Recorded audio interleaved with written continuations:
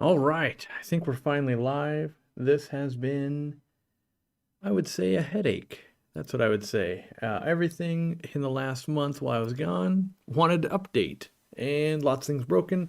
And I broke my microphone because I was testing. Where'd my tester go?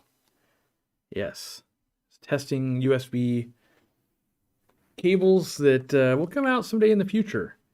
We took these to Germany and put them through the stress test of traveling the world and doing what we could to break them, and they held up really well. So, need a bit of a haircut. You can see right here, lots of cowlick going on. But we're back. We're healthy for the most part. If you didn't see on the not website, but YouTube, I stayed an extra week in Germany because we had COVID. Not me, but my wife. We went to go home on Sunday, and you have to have a COVID test to go home, and tested positive. My wife had like a cold, makes sense, but I tested negative 3 times in a row, so go immune system. But we ended up spending an extra week quarantining, and so that's why you probably saw uh, extra posts and stuff from me, just because I was stuck inside. So at the tail end, after the 5 days of quarantine and the the good test, I'll say positive, not positive as in that we were negative. We did film 2 more videos, so I ended up filming 10 videos while in Germany. Um, Overall, the takeaway is German pet stores are just better. I know I've said that in the past, but I think the video coming out this Sunday is basically I went to the Germany version of Home Depot, and their pet store is pretty much better than, for sure, any chain. Might even be better than my pet store. I don't know. It was kind of nuts. I mean, better in some ways, worse in others, obviously, but crazy cool. So you guys will see that first. And what I kind of did this time was um, I filmed a lot of different fish stores. One was called Aqua Lounge, which is super cool, and it's kind of just this guy. He's open from like 4 p.m. to 8 p.m. every day, and there's lots of couches in there, and he sells all the equipment stuff, but there's not that many tanks. So it's kind of a cool vibe. We're actually planning to do a meetup in Germany when I go back for Vivarium. So that'll be in well, that'll happen in September. Vivarium's in October. But yes, it's going to be what we're planning is the first convention we've ever attended in Europe, because it's in Holland, where we'll be giving away shirts and stuff. And we're going to do like a special shirt. So that's the only way I'll be able to get it. Speaking of special shirts, the Aquarium Co-op tie-dye shirt available, limited edition, on the website. I think we have 100 and some change left. But once they're gone, they're gone. So it's not like we just reprint more like all the other merch we've done in the past. We've actually partnered up with a merch company, and I don't know, in another month or something, new merch will come out. So we have this, and we have a floating keychain, which I haven't gotten yet, apparently. But once they're gone, they're gone. So if you're a collector of Aquarium Co-op crap, this is a must get. It actually was done really well. I'm not the biggest tie-dye guy myself, but when I saw some people wearing it, I'm like, that's not that bad. And well, I'm saying like not that bad, but I don't know. There's a certain tie-dye taste that I like, and I think it's because it's green, and it's kind of like, oh yeah, and it's summer too, right? So let's see. I've got a laundry list of announcements, but I want to address a question that was in the chat because someone said, if you're scanning for good questions, I'm always scanning for good questions. This one came before we went live, and the person said, are there diseases that only affect certain fish? They're actually having problems with guppies, and the answer is kind of yes, actually. From the classes I've attended, where I've attended some classes on how diseases, how to treat diseases, how to identify diseases, stuff like that. Some diseases are actually regional. And the easiest example I'm going to be able to give you guys of this would be ick. So a lot of ick strains. So if you don't know ick, there's different strains of ick, and kind of like colds and stuff like that. Where some might be worse than others, some might break easier with a fever than others, some require meds, and that's kind of what ick is. Some of them you can cure with just heat. Not all of them though, but most, right? And so if you're in a very hot country where the water is naturally always very warm, right? If that's going on, ick is very unlikely to outbreak there, right? Now, when it lands maybe stateside or in your country where the waters are cooler, right? So maybe they were in 90-degree water because they're outside at a fish farm in Sri Lanka or Thailand or something. And then they're now in a wholesale facility chilling at 72 degrees, which is good enough to live, but now at a temperature that it can thrive in. And they've never been introduced to ick before, so they would be highly likely to get it. Now extrapolate that for a bunch of other diseases, and that's how you kind of get why wholesalers and stores and things like that tend to have sick fish. One, because they're going through wholesalers and a lot of stuff can kind of marinate, and two, they're not usually super hot anymore, or they're not localized. And sometimes it would be pH that affects diseases and other things. But yeah, it's very common for guppies to have this problem. One, because they're either bred in very hot water or come from very hot water, or B, they're raised with UV sterilizers. So in some facilities, they're running it so sterile they see nothing and they can fall apart just from bacteria and stuff like that once they get out of that environment. And then the other one would be a lot of live bears can be raised in brackish water because they can tolerate half fresh, half salt water. In that environment as well, freshwater diseases won't thrive. And that's an intentional thing by the breeders. They don't have to worry about that. And then when they put them into freshwater, any disease that they may have had in that brackish water, right? It dies off in the freshwater. Now, when you bring that to, let's say, a wholesaler or your home, now that's in full freshwater, it's not used to that though. So it's got that adjustment period. Usually it'll catch some, again, if it was always raised in brackish and it's never seen this strain of freshwater bacteria or disease, it's going to be likely to get that, right? And so that's what happens a lot when we deal with live bears. We see it in chain stores and all of that kind of stuff, and then we get it at home in our aquariums. So some of the things we can do is, I'm a big proponent of prophylactically treating your fish. The quarantine med trio that I use, we use it on everything that comes into the store for that reason. And then also you can do some raised temperatures and stuff, but do realize that hotter temperatures that might be beneficial at a fish farm. So imagine you need to make guppies and you make your living on guppies, and the faster they grow, the more profitable you are.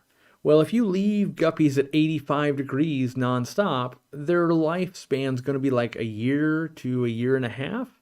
Where if they're down at 72, they might be at, they live 2 years to 3 years, right? And so there's pros and cons to all of this. Usually you want to speed up that life cycle lower or younger in the age of that fish so it gets ready to market, and then slow it back down so you can enjoy it for a long time. And so yeah, it's common to have problems with guppies or other live bears. We really see it in mollies and stuff like that. But we might see it in, cardinal tetras. And you see these posts pop up from time to time on, is this fish more sensitive than this? Or neon tetras and cardinal tetras and things like that. Are they more sensitive? I don't think so. I think in general, what we see is people's water that they have in their homes are different than the wholesaler and are different than where the fish came from. Whether that was a captive raised cardinal tetra from the Czech Republic or it was from the Amazon River wild caught, everything's different. And that's usually why locally bred fish do better for hobbyists. And then if you were a store, a lot of times we get asked, where should I be buying my fish? Where do you get your fish? Well, you want to be buying from somewhere that gets their fish or breeds them in similar water to your water where your store would be, because most likely the customers that are buying from you will have similar water like that. So it's kind of a whole chain of what would happen. And that's just what doesn't happen mostly at chain stores, because there's, if you have to ship fish to 500 locations, you don't really want to use 500 individual different wholesalers because that's a lot of work.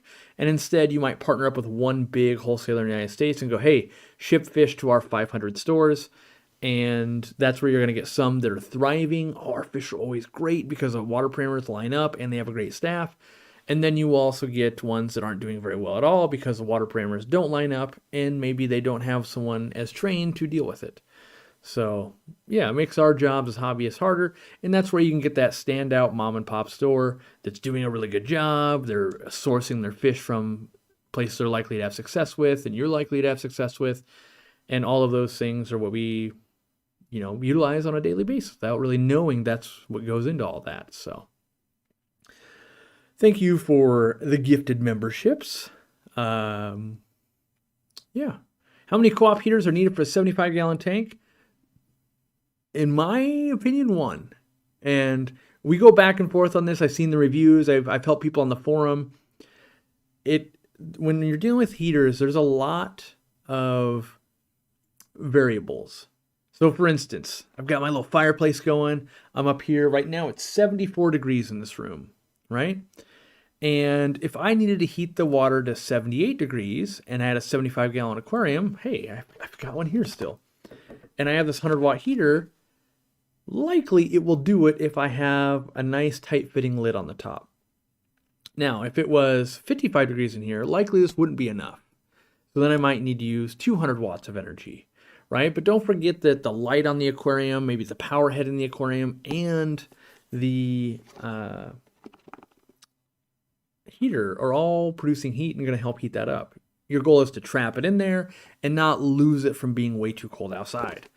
Now, we did have one person that had a tight-fitting lid, and it was only a 55-gallon tank, and I couldn't figure out, once we got pictures, though, they had their water level down about that much, and the spray bar from their canister filter was spraying. And in previous live streams and videos, we talk about evaporative cooling. That's what was going on here. By spritzing the water so much, it was actually evaporating a little bit, and that cools the water. And in my experience in the store, evaporative cooling like that can lower an aquarium by about 10 degrees. And so very useful when you're working with cold water species such as axolotls and things. But when you're trying to heat your aquarium, having a hang-on back filter fall into the water too much or a spray bar spritzing too much is actually working against you. So what you might find is that, you've got a big FX5 or FX6 canister filter. It's using 35 watts of energy. That's equal to 35 watts like a heater, basically. But if it's spritzing way too much, you might be losing heat from doing that. So aquariums are an ecosystem. We have to figure out all of the little moving pieces. And so often where we start in the hobby is, I have this thing, I want to put this thing in it to fix it without knowing. Like, we all know enough to know one heater in a 10-gallon tank with it snowing outside and it's sitting in your yard, that's not going to be enough. But we don't usually think about it when we start going, well, what about my garage? What about the basement? What about my cold house? What about next to this window that I open up during the day to air out the house? What about all these little things that have the effects? So, I think, especially in my fish room and in my home, currently the way I run my home and the way I run my aquariums, I think that I could do it with 100 watts. And so I'll be showing you guys that kind of stuff in the future when I get my custom aquarium, which hopefully it'll be showing up soon. I'm actually going to put a canopy on the one in my house. And so you'll have a glass canopy that holds in temperature, but then you're going to have that wood canopy. That is another layer. So imagine it's like, it's kind of like, double pane windows. You've got that first layer, and then you're going to create another buffer of insulation. And because there's going to be a light in there with the wood around it, that's going to create this big layer of heated air that will help insulate the tank. So, you can go down the rabbit hole a million different ways, but in general, if we're smart about heating, we can do it with very little energy. And as energy prices and things like that continue to rise, especially when I was in Europe, energy is crazy expensive. So a little more weary of that. They tend to run tanks cooler because of that reason as well. And so, that's what I know about that. Will a partnership program be able to get the heaters? Yeah, I believe we're already. Well, I don't know that to be. Let me back up. Long term, yes. I don't know if we're allowing them to purchase them right now or not yet. But I think long term, yes. By the way, we have a new retail partner program store that I'll shout out real quick because it's the first one in California. Tropics Aquarium Professionals in Los Osos Valley. Wait, no, in San Luis Obispo, California. So we have a place on the website now where you can actually look up where the retail partner program stores are. If you have a local store that you love and you think they are a good candidate, you can have them apply. We're still rolling things out slowly because we don't want to overwhelm ourselves. We want to make sure, and every once in a while we encounter a bug of like, oh yeah, we better take care of that. Which that's what I've been doing all day today is working on bugs. There was a big one that I found today and fixed regarding shipping, and we're shipping to Canada now. So, as Sarah Woodring posted this morning, she was watching an old episode, and we started that project over 5 years ago. And there's been a lot of learning. There's been a lot of speed bumps along the way. Okay, well, we got to develop a system to get past that. We got to get past that. We got to get past that. We got to get past that. And so now feel free to order. Not everything's available. We can't ship live plants because you'd have to have an import permit. Most of the electronics we can't ship yet because they're not to the Canadian standards. That being said, it's on our radar. So can I tease this light? How much can I hide of it? Like this light I'm testing for the Aquariumcoop light, it is already past certification. So we're hoping to put that into production very soon. That being said, everyone's going to say, when will that be available? Probably if everything goes great, maybe by Christmas. But the goal would be that light could ship to Canada. Just know that we've got all these, we've kind of had to make all these deals and agreements to make this whole thing work. And oversized packaging is not so good. They charge us an arm and a leg. So it's gonna be a little more expensive than we want it to be. Are you considering Canadian retail partners yet? Maybe later. There's an amazing store in Calgary. Yeah, I think if they reached out to us, we would look into it. And we have to look into it with everywhere because we have to see, well, what are the laws? Like a lot of people wouldn't know that if a product is made in America, there's like a NAFTA agreement with Canada. And so it's like super easy to get into Canada. But if that product's made in China, we bring it to America and then getting it there is not as easy. So, there's all these little things. And basically we're rolling out all of this international stuff I think in a couple of phases. Phase 1, let's get the easy products moving. That's sponge filters, that's filter media, air accessories, brine shrimp hatcheries, all that kind of stuff that's like, yeah, it's mostly plastic and shirts and that kind of stuff. Like it's easy stuff. And then phase 2 is going to be things like how do we do fish foods? How do we do electronics? How do we do some of these harder things that each one is be like, yeah, so I had to work 2 weeks to get that approved, right? Or more. Like I emailed some Canadian agencies today to go, what are the steps needed to make this happen? And their response time said could take 20 to 30 days for a response. So that's kind of the slow things that we have to go through. And then hopefully when it's our turn in line, they'll be quick to respond and not just another 20 or 30 days. So thanks for the nano size easy green. It makes nano tanks so much easier. Yes, that's right. Another new product, new size really, is this easy green in a 4-ounce bottle. What's the TLDR? It's got a dropper top. So 2 drops treats a gallon. So if you have that 6-gallon nano, the 3-gallon nano, super easy instead of fractions of a milliliter, right? It's the same strength as the bigger bottles of Easy Green. The other benefit is maybe you only have like one 10-gallon aquarium. The $20 bottle lasts like 4 years for you. Where this one, it's only $6.99. So also if you just want to try it, you could try it very cheaply. So yeah, 4 ounces and treats 1,200 gallons. It's something stupid like still over a year if you have a 10-gallon tank. So we made this as concentrated as we could, save people as much money as we could. we 100% realize that, hey, this bottle, it's more expensive than the bigger bottle per milliliter.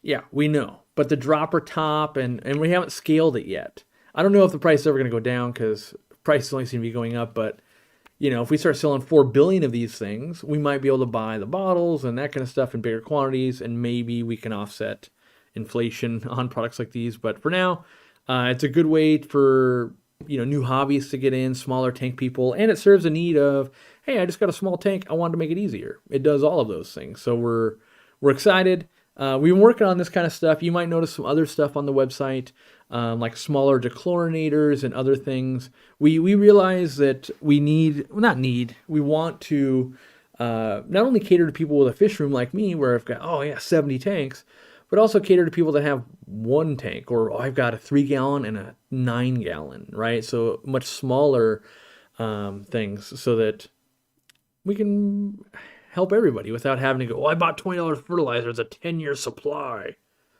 So we also, we're calling it Project Mini-Me internally. Kind of all companies give their stuff names. And we've called this initiative that we're working on Project Mini-Me. And so we also brought in brine shrimp eggs. So this is 10 grams of brine shrimp eggs for the exact same price of the other brine shrimp eggs we used to sell that were not as high hatch rate. The San Francisco Bay ones, you got 6 grams for $5.99, and we're giving you 10 grams for $5.99 and the better hatch rate. And also the ones that were in the small vials, they were never stored in refrigerators and stuff like that. So kind of worse hatch rates anyway. All of ours are stored in freezers, even though they don't have to be. We just ensure that it's probably the difference of 1% hatch rate or something long term. But we refrigerate it all. So we just received a big old container of those. So yeah, $5.99, especially again, if you got nano tanks or you just got one spawn of babies you want to try and raise up, boom, there you go. Will the CO2 regulator be able to add a bubble extra bubble counter? If so, will you sell it? I don't have any of those here, but if you're asking about the one that we're developing, you can add up to 5 more manifolds, so it can run 6 tanks at the same time. They all have a bubble counter. If you're asking if you could add another bubble counter onto that, yes, you could run anything you wanted to in line, but you shouldn't need to because it already has one built in. Am I bringing back the larger size of Easy Green and Carbon? I like to buy in bulk and getting to the bottom of my half-gallon. We don't have any plans to right now. A couple of reasons. One, it doesn't save any plastic, just the way they're built, so that's unfortunate. Ever since we went from the 8.5 milliliter to the 16 millimeter, and we increased the potency, it didn't make sense to sell the 1 gallon or the 2 liter anymore. That being said, also with shipping containers going through the roof and supply chain problems, right now it really doesn't make sense.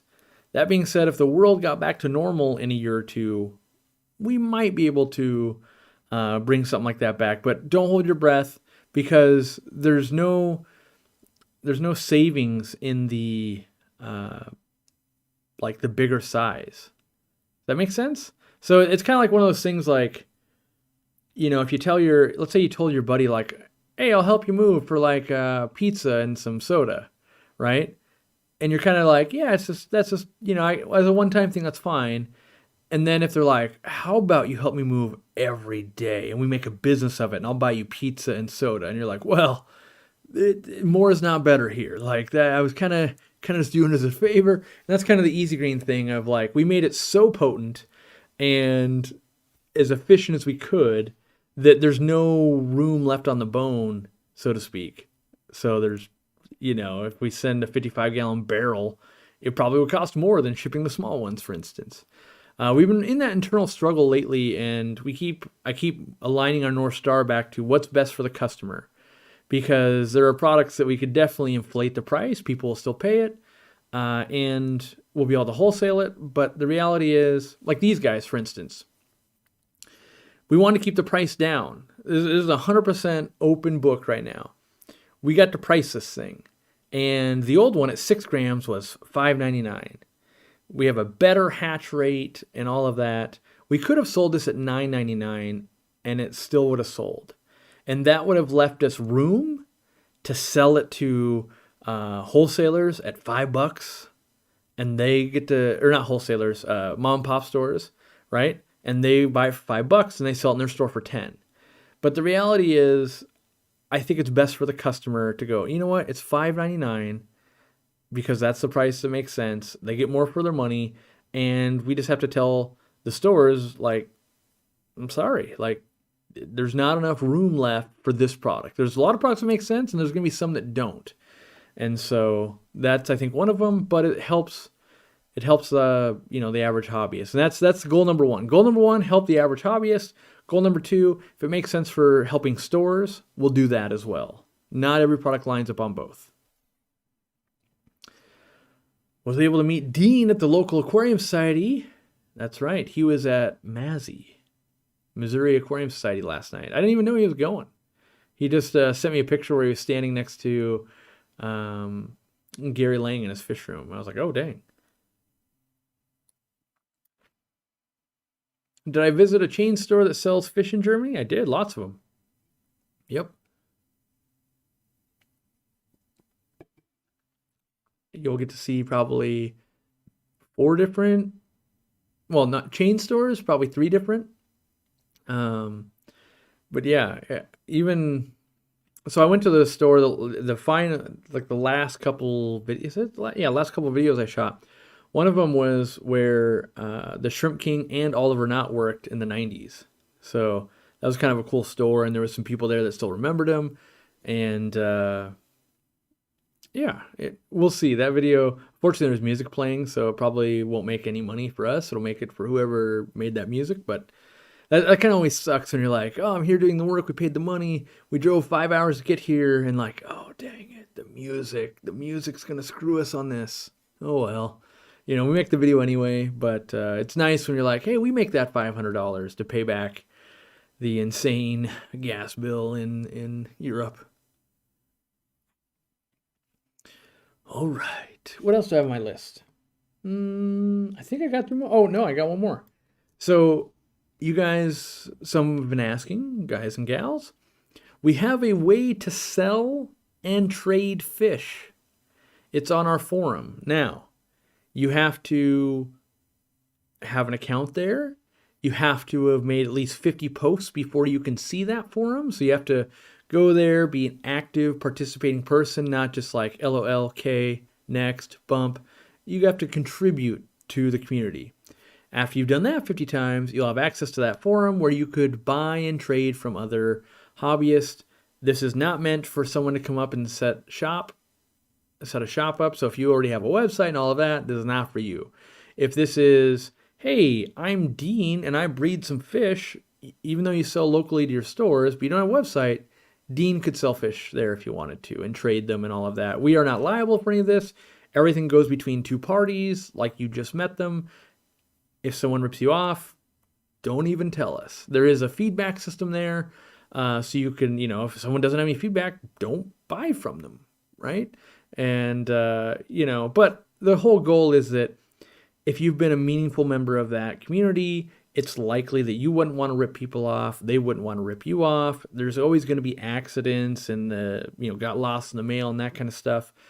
But over time, we're hoping that this can remain a thing that is not a pain in the butt for us that we have to shut down. Instead, let's provide a safe space for people to have meaningful interactions and hopefully get that, oh yeah, I made too many of this fish. You're looking for some? Great. How about $3 each, $10 shipping, and we'll see how it goes. Now, that doesn't mean, we're obviously not trying to put ourselves out of business, so we're not allowing plants to be sold there or dry goods, and you can be like, hey, that's hypocritical, and I would just say, hey, I've spent a lot of money on this forum, and the money has to come from somewhere, and that's buying our crap. So we're giving you a place to unload the stuff that we don't actively sell online, even though we sell it all in store.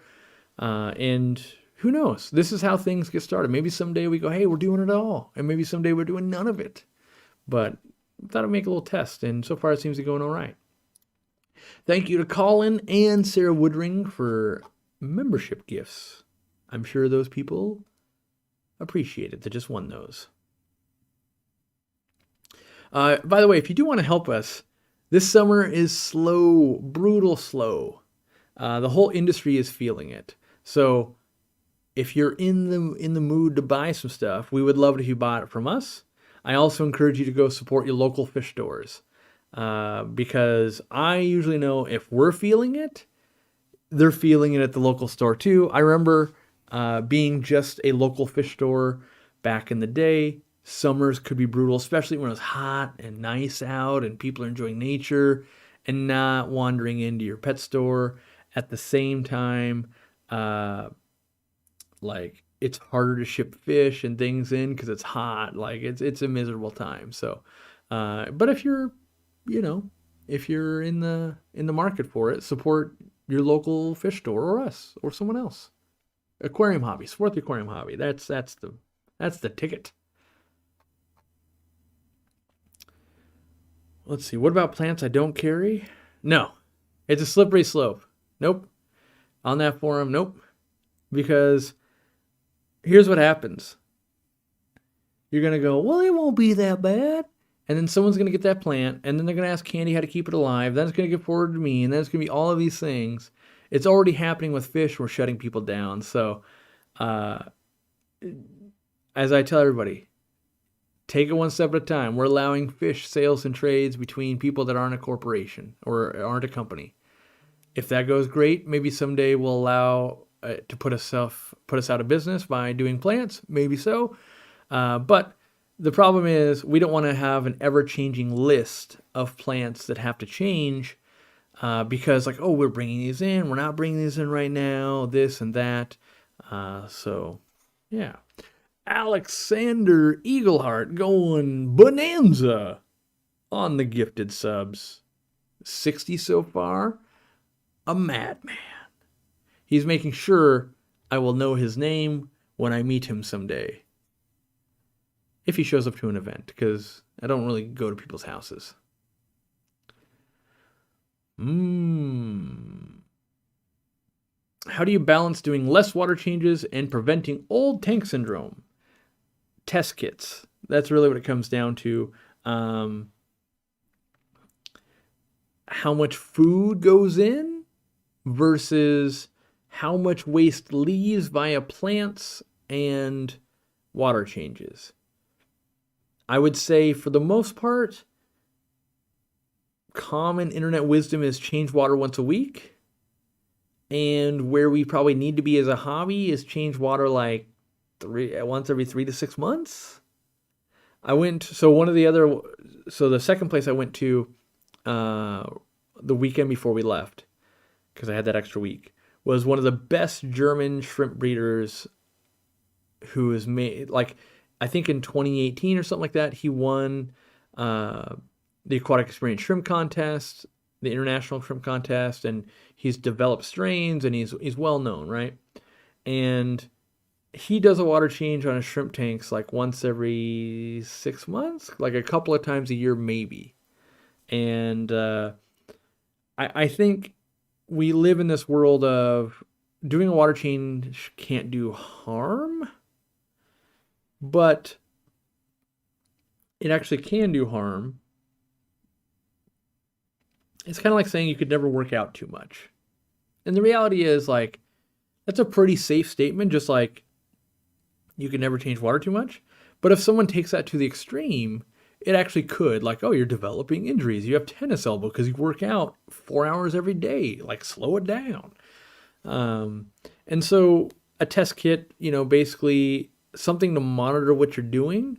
If I worked out for 4 hours every day, that'd probably be great for me for a year or two. And then it'd be like, the doctor would be like, hey, consider slowing it down. You're starting to have joint problems and stuff like that, depending on how you train and all that. And in a fish tank, it's how much you stock, how much you feed, all of those things. But I would encourage you to work with it maybe just pick one of your tanks and you work on that and go, how far could I push it? That's what I did originally years ago. How far could I push it? And it turns out a really, really long time. And some of the breeding tanks I was doing, it turns out years. Like crystal shrimp, I went like 2 years without changing water. I had to top off a little bit, but other than that, it was golden. I was thinking of a pun like golden bees. Planted Goldie says, sorry, my question was, will you be selling the CO2 manifold separate from the regulator? Yes. So the regulator will come with one outlet, basically, and then you can add up to 5 more if you wanted. That's so we can keep the price the lowest possible. Because if you, let's say you're that mini-me person and you just have like one nano tank, you don't need a manifold of 5 or 6. Zenzo says you can definitely work out too much. Zenzo struggles with getting enough food, honestly. Like, watching that guy, if you ever get the chance to hang out with Zenzo for a day, it's a chore of how much food he has to fit in so he does not losing muscle mass. That's not something I envy. It's just it's a problem, but like on the other side, like I probably eat too much and he's struggling to eat enough because the muscles are just raging. Recently got a few of the heaters, and one of them will release a bubble from the back occasionally when it kicks on. Is this normal? I don't know that answer. I mean, I've seen that kind of stuff with heaters before, but I'm always extra apprehensive when I'm talking about my product because anything I say, like, is taken as a law. So it's like, I mean, I definitely know when there's temperature changes that could happen. In theory, if it's always releasing a bubble, that makes you think, ooh, is there a leak? Like, is there some ways of letting water in? Maybe I would unplug it, take it out, and like look at it. Or I would, that's not true. What I would do, honestly, I would do nothing. And then if it stopped working, I'd be like, hey, Candy, send me a new one. I don't think it's going to be that way, but I'm just being honest with the way I would work in my own fish room because I'd have 70 tanks and I'd be like, screw it. I'll keep an eye on that thing. And most times when I'm going, just keep an eye on it, it works fine. So I end up going, oh yeah, I don't know, it just seems to be working. How is the store coming along? Going good. I just got a picture from Joel yesterday, maybe the day before. We're starting to put up the racking for the new tanks. Still got to sand it and clear coat it and all of that. I think I'm meeting up with them. Well, I'm hoping to meet up with them this weekend and we can kind of talk about it and work on it. But now that I'm back, I'm hoping to put some more time and attention to starting to work on basically the 1,500 gallon for Murphy, those tanks, the ponds, and helping trying to not wrap it up, but like make sure we get get a good hurting on it so we're opening when I want to. I kind of want to open in September, but we'll see. I'm not going to rush anything because it's not worth it. How difficult is it to set up and maintain CO2 for beginner fish and plant keeper? I'm trying to think of something in real life that people probably do all the time that would be equivalent to it. Let's see. What do people do in real life that would be like this? It's got to be something automatic every day. I would say it's probably the level of, not everybody does this, but like the level of like setting up a Roomba. If you've ever done that where you're like, hey, don't go over there because that's where my cords are. And you're like, okay, let me set that setting. But for the most part, it's not that hard. If you've done it more than once, for me, it takes me 10 minutes to set it up, and that would be it. If you've never done it before, it's probably 6 hours of research before you ever buy one. And then when you set it up, it probably takes you an hour. And then you're worried about it for the next couple of weeks. You checking in on it, adjusting, going, ooh, should I buy a drop checker? Should I do all these things? And then after those 2 weeks, you literally never thinking about it again until you go, hey, CO2's not coming out of my diffuser. And it's probably been that way for 3 weeks. And then you go fill the tank up and you're good. So it seems super scary. You could kill all of your fish.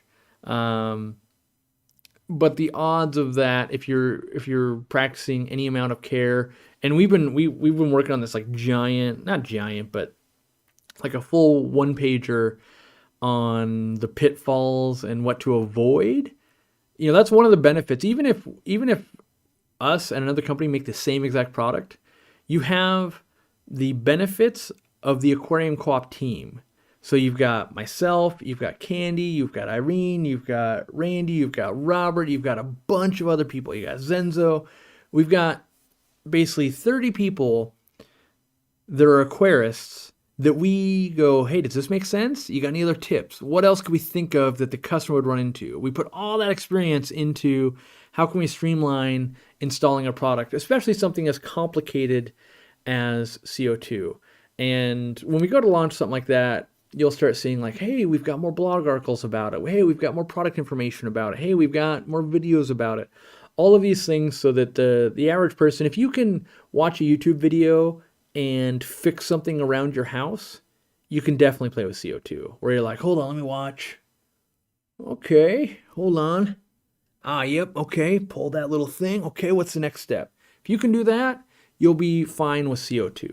There are some people, though, that are like too afraid to try, and they'll just always hire things out. You'll probably be a person that struggles with CO2 just because you need that little bit of initiative to, you know, kind of get in there and go, I got to learn this. You should totally contact the company I work for about some cameras and access control so I have an excuse to make my way to Washington. Yep, we'll do it. My co-op account isn't syncing with the YouTube membership. Maybe need to on the device I set up with. You shouldn't need to.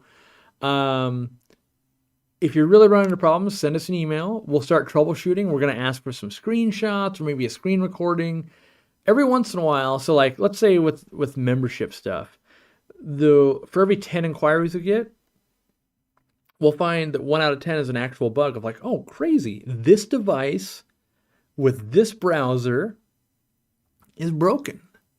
You know, like all of our developers and stuff, they test all the common stuff. But you might have an iPhone 2 that you're on using Internet Explorer, which like it doesn't even have support anymore. But like, okay, fair enough. That's broken. But most of the newer, anything, you know, new should work right out of the box. Sometimes it's just a simple setting like, oh, I didn't realize that I had more than one YouTube account. Oh, okay. Like me, like when I open mine, I've got like 7, right? Because they're different YouTube channels and all this stuff. And if I select the wrong one, it won't sync up. I got to sync the right one that I have a membership on. Alexander Eagleheart. Wait, is it Eagle? Ingleheart. Going crazy a little more. Welcome, everyone. What's a unique or standout piece of feedback you received from a customer that stuck with you about a new product? I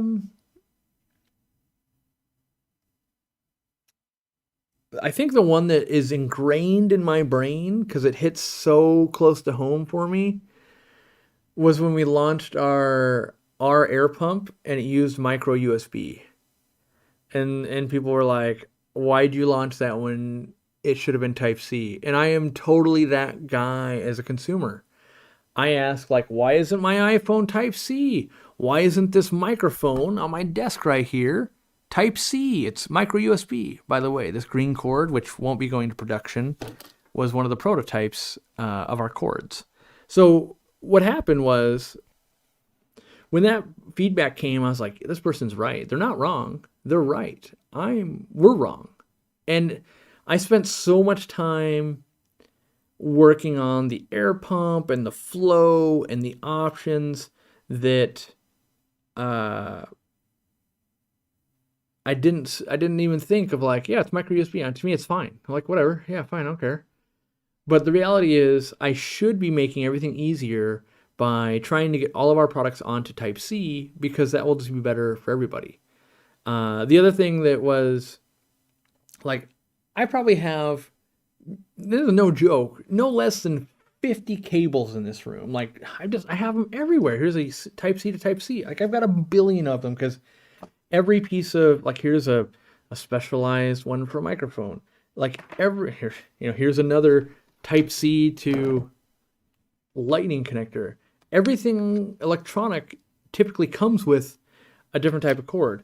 So when we launched like our air pump, we gave it a shorter cord, even though all of our other stuff has long cords, right? Like, oh yeah, power head, 12-foot cord, heater, 12-foot cord. Our logic was, everyone's got to have a million of these cords, because everybody that we talked to, again, all the people were like, yeah, I got a million of these cords. You got a million of these cords too? Yeah. And we thought, why increase the price a little bit and possibly more waste by giving everybody a super long cord? And so we didn't. And then the feedback was, cord's too short. It's like, all right. I mean, I literally have like, here's two more. Like I'm drowning in cords. I have a billion cords, like everywhere. Yeah, 3 of them right here. So that's, that kind of feedback sticks with me of like, okay, well, we just got to go with what, everyone's got to get a cord. And so that's where we started testing cords like these. I wanted indestructible, 10-foot long. This one happens to be Type A USB to iPhone or Lightning cord. And we've got, well, like my camera right now is running off the Type C one, and the microphone's running off a micro USB. Some point we'll launch those. I tested them to make sure they're reasonably good enough for me. They've been doing everything I needed to do, but I'm sure we're not great at electronics like that. And so there's going to be a nerd out there being like, this will not power my 120 volt device, and it's like, well, okay, you're a super user, go buy something that would. So, but yeah, that feedback sticks with me of like, especially when I know the customer's right, like, you're right, we screwed up here. That being said, we're having to kind of redesign the air pump, because the manufacturer we used didn't take our critique seriously of the things that we didn't like. When it came to the package arrived, and we had thousands and thousands of these things. So we're switching manufacturers, and good news is we're going to add some more features. Bad news is we're probably going to be sold out for like a couple months. So, but hopefully we'll integrate Type C. And I say hopefully because I don't have numbers and pricing yet. Sometimes we find out like what seems to be a tiny change that shouldn't matters a lot. One example I can remember off the top of my head, bio rings. To have a bag with a zipper, the zipper costs more than the bag and all the bio rings. And so that's just like, what? I thought it'd be like 25 cents or something. Turns out, no, it's way more. And so that's why our bio rings don't have the zipper. So we can keep the price down, keep the quality up, all of those things. But a specific plastic zipper that won't rust, underwater, and has all the qualities we want was more expensive than the whole thing. So that's why I always give myself the out of like, we'll wait till we get the quote from the people that know better than we do when they're designing this product, going, oh, you got to have that type of circuitry. Oh, you got to put in this to accomplish that. Oh, I see. Didn't know that. All right. I'm having some issues getting logged into my account on the website. It's not finding my email or password, or the password is wrong, but can't get an email to reset the password. Should I just make a new one? Yeah, email Candy, and we'll look into that. That'd be the second person that's saying that. We can't figure out why that's going on yet, but we're working on it. So that's kind of how things go. If it's just a one of, like on the average month, we have about 700,000 different people come to our website. So that's what, 20,000+ unique people every day. And when you get one email going, hey, I've got a problem, the odds are that's a problem with that user. We run into it all the time where it's like, yeah, you've got spyware, you've got adware, you've got a broken computer. But then, every once in a while, like, oh, that's 3 people this week that have said that. That's probably on our end. Let's look into that. So yeah, definitely if you run into problems on the website, send them to us. And we basically just log it, and we just go, okay, oh, that's 2 people this week? Let's look into that. If it's just one, though, we kind of ask for more details, and usually most things are resolved. Of like, oh yeah, no problem. You weren't doing this little thing, or oh, this thing was happening. But and the reason why I'd love for you people to do that is it really helps us. Because of 20,000 people that come every day, if 50 people are having this login problem, but no one reports it, we'll never know to fix it. And so when that first report came in like 2 days ago, I tested it. And I tested on my phone, I tested on my computer, no problems at all. I was able to recover my password, no problems. But now seeing that Big Texas Tanks is having that problem, that's 2 unique people having the problem. That means there's probably something going on, and we just need to find the way to break it. And that's the thing I hate the most of like, it's broken. I'm not able to break it. Dang it. Because when you can break it, then we can make the developers fix it. But if I can't replicate what's wrong, yeah, I don't know what to do.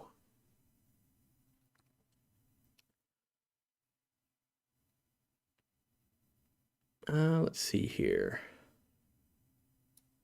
Alberto says it's not enough for your sponge filters.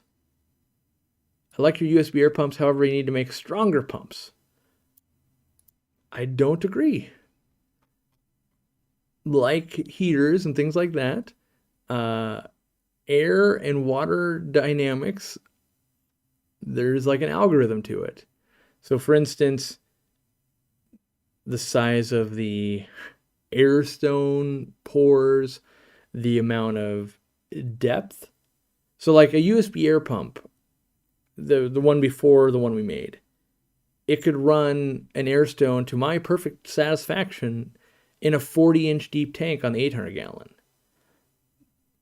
I don't know that I've ever met any other hobbyist that has a 40-inch deep tank, so I know it works. That being said, if you had a very, very, very open course air stone, you might be like, yeah, it's just kind of glug. Yeah, and same thing. If you have a hose, right, and you turn your garden hose on and the water just comes out like this, right, you need more pressure. That's not enough to water the garden. Or you just put your thumb over it and now it sprays over the way. Air stones work the same way. Like if it's just wide open, glug, glug, glug, glug, glug, glug, glug, glug, glug, as you restrict it in some way, and that could be the type of air stone, whether it's glass, whether it's ceramic, whether it's felt, whether it's plastic, right? The size of the pores, the resistance in the line. Like for instance, a lot of people might use a check valve. Well, a check valve is going to create a lot of back pressure, especially on a small pump like that. So like the USB air pumps, I hang them above. So there's a lot of, the other thing that makes a big difference, like if you have 20 feet of tubing between the air pump and the air stone, that's a lot of back pressure compared to 3 feet of tubing. So all of these things will have an impact and affect how much air would be going through a sponge filter or an air stone or anything like that. And, we do a lot of testing, and no product that we'll ever make will fit everybody. And so sometimes you're the outlier, or sometimes you go, oh, I didn't know that piece of information. That makes sense now if I do it that way. Like, does this air stones work really well? There's a lot of, honestly, there's a lot of air stones that'll work really well. Just make sure you maintain them if you need to. I can't imagine any more air running through my large sponge with an air stone than the co-op air pump. Again, it's, there's a bunch of levers to pull. You change these levers, you get different air flows and different things. But we test a lot, and I would say usually if I was able to do a one-on-one session with someone at their house in their aquarium, I go, oh yeah, watch this.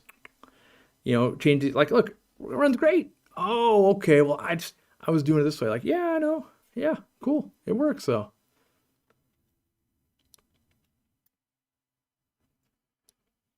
Let's see. You just reminded me that I forgot to buy air stones with my most recent order. How many not to bankrupt you on the transaction? The rough, every product kind of has different profit margins and stuff like that. But the minimum where we don't lose money is $15. So if shipping is $8, you got to spend about $7, and we won't lose money, but we won't make money. which is fine with us. Like, it's an after the fact, like, oops, forgot, if we only ever sent $15 orders, we'd go out of business. But, yeah, so about $15 is where we're at. And that's kind of a sliding scale as more fees come from USPS, stuff like that. It's worse, but right now, still about 15.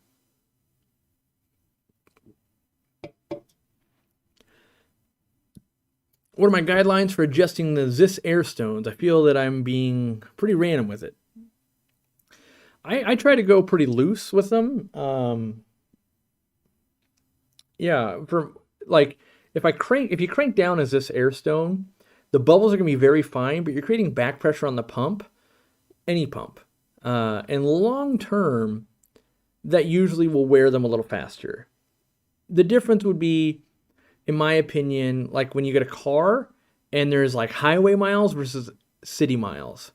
Like both cars are still gonna drive like 180,000 miles, but one that was all on the freeway versus one that was in city driving, will just have different wear patterns.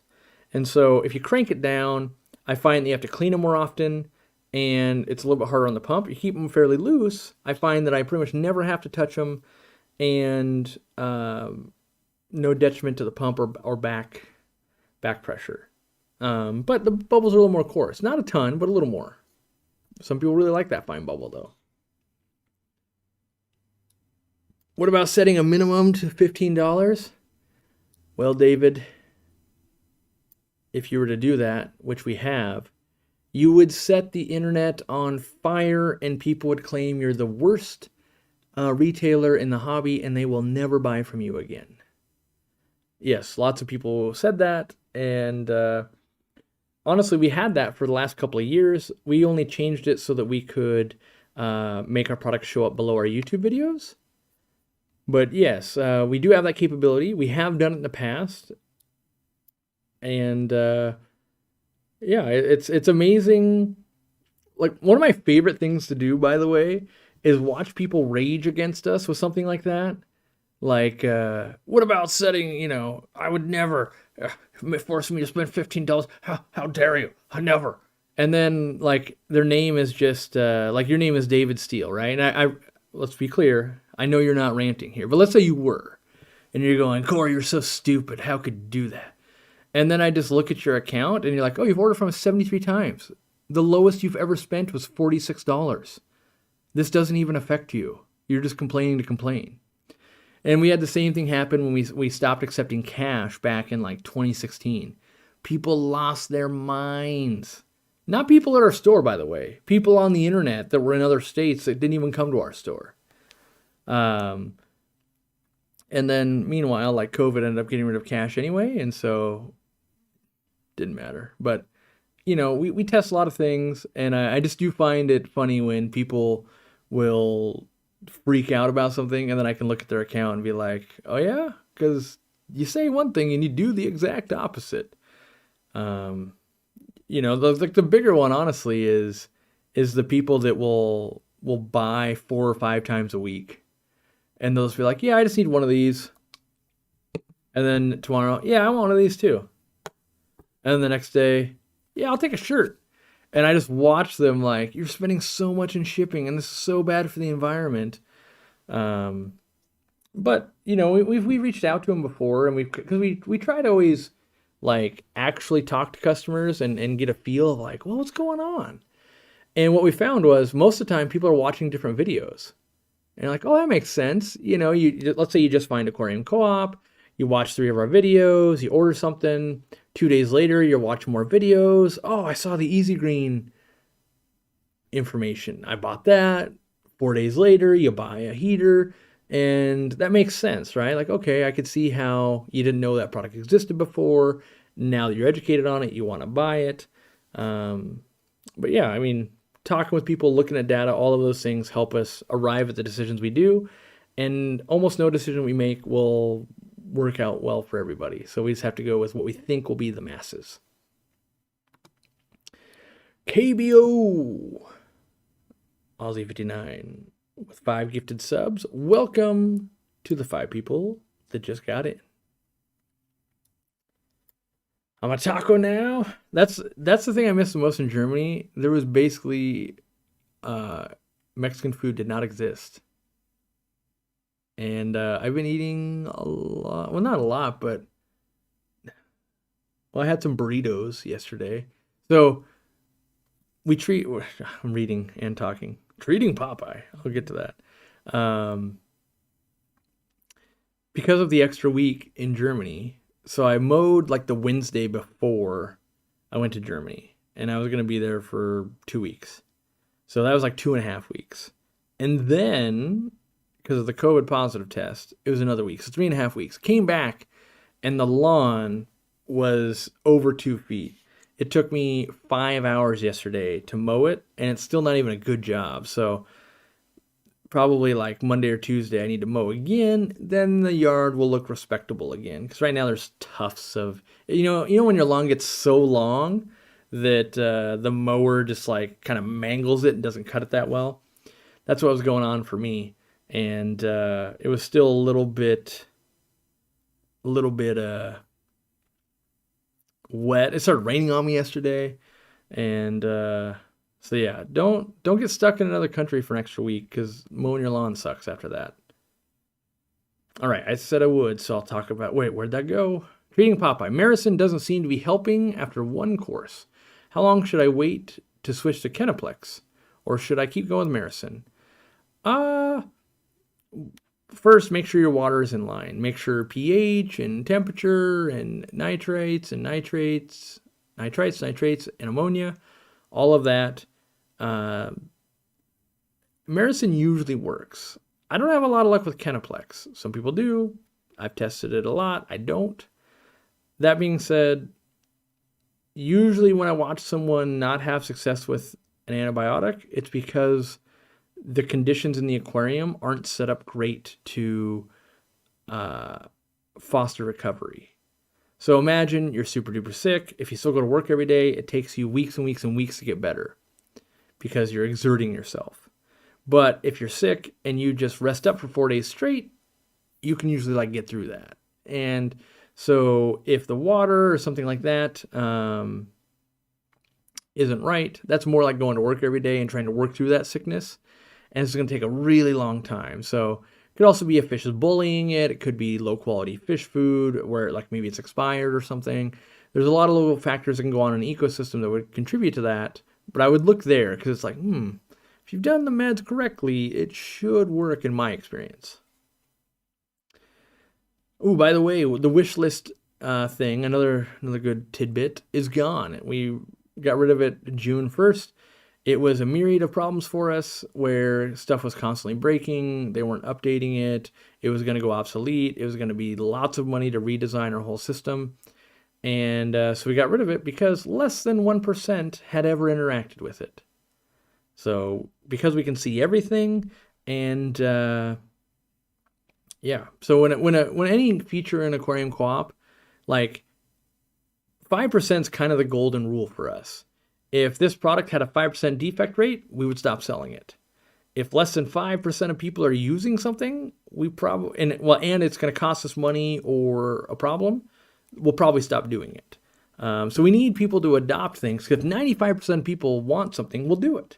If 95% of people aren't utilizing something, we'll stop doing it because it usually takes oversight and work and all of those things. Our manager meeting got changed from Mexican to the restaurant next to the store. I was sad. Oh no. Yeah, I don't know why. I still haven't. I don't attend our own manager meetings because I don't want to cramp their style. I'll attend one of these times, but yeah, Mexican food is tempting.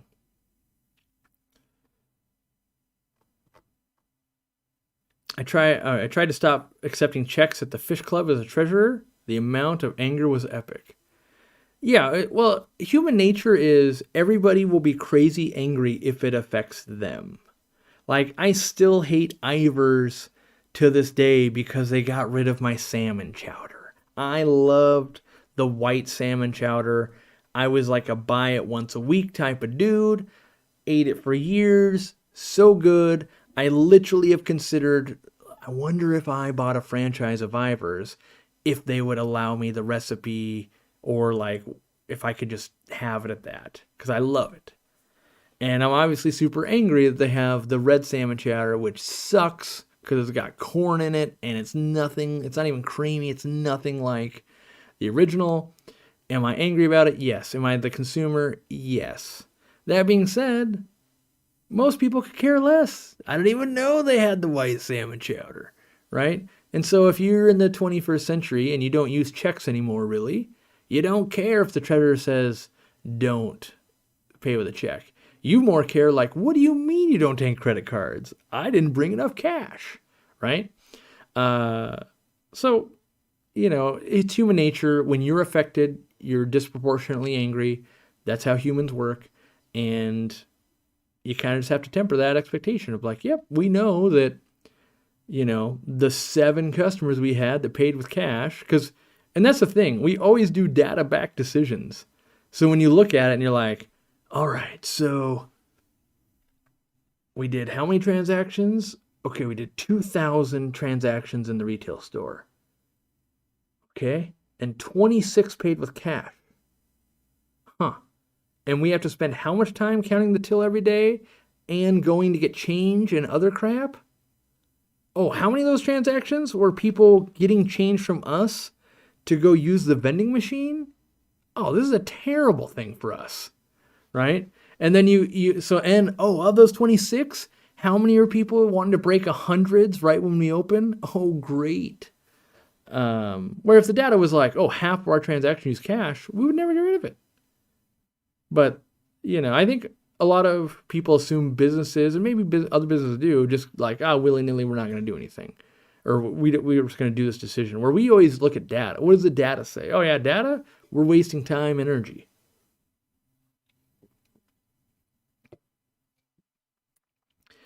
The other thing that still chaps my hide, Nally's used to make a garlic dip that was amazing.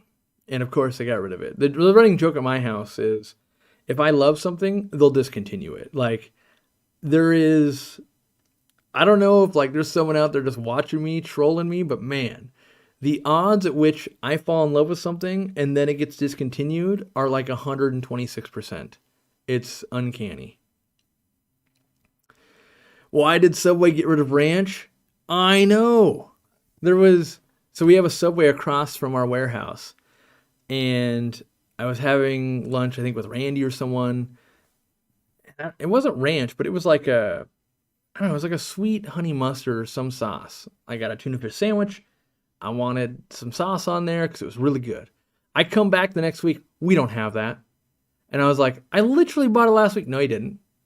I was like, but I did. I was here. I owned the warehouse right there. It's not like this is random. And the owner of that Subway was being so confrontational. And I'm like, I know you're wrong. Maybe you call it something else. Do you have anything else? It's like a sweet honey mustard here. Like, maybe I'm wrong. You had a sticker. They're like, nope, nope, nope, nope, nope, nope, nope, nope, nope. And then like 2 weeks later, I was at a different Subway. They totally had it. It was on the sticker on the thing. The guy was just too cheap and didn't want to give away free honey mustard stuff or whatever it was. And so, kind of validating and also like, of course I like that, and you got rid of it. Great. My wife already knows the rants here. I love that Aquariumcoop has Apple Pay. I'm torn about Apple Pay. Because Apple announced that they're going to do buy now, pay later, and I'm directly against that. If you've been paying attention, we have not allowed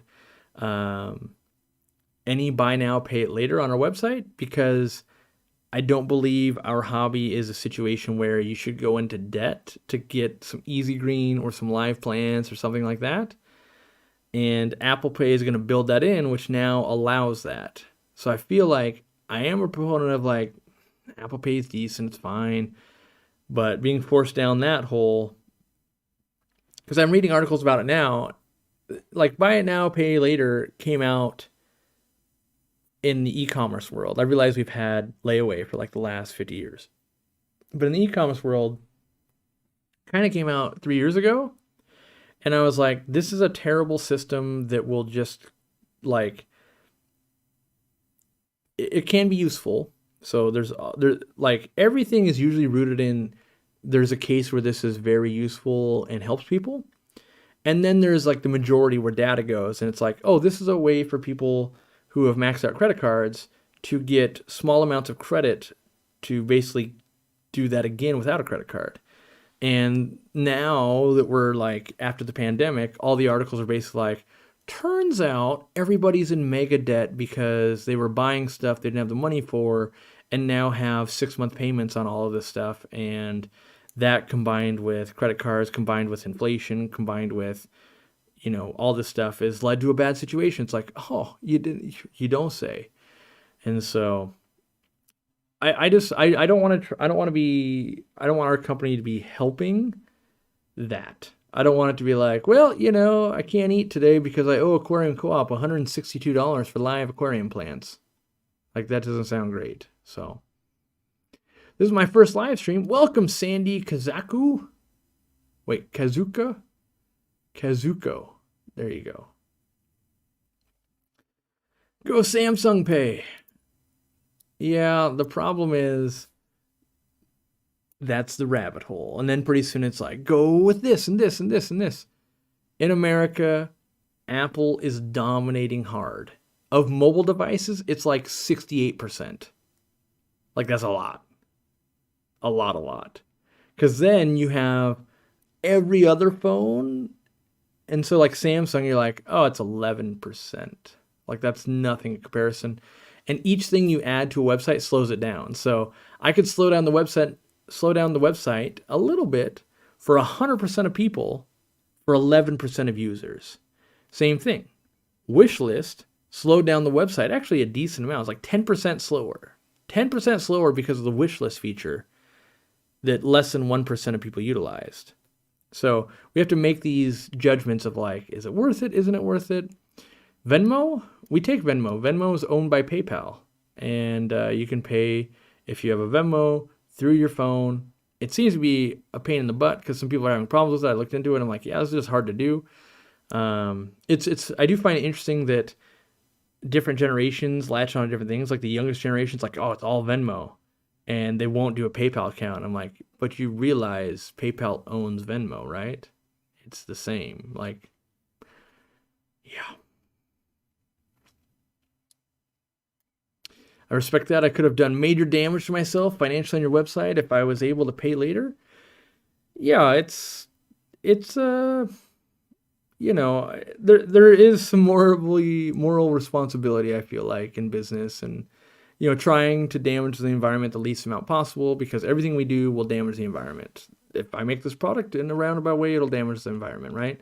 And so doing what I can to limit the damage while still maintaining business, while still maintaining a life, while still serving the hobby, all of those things, that's the goal.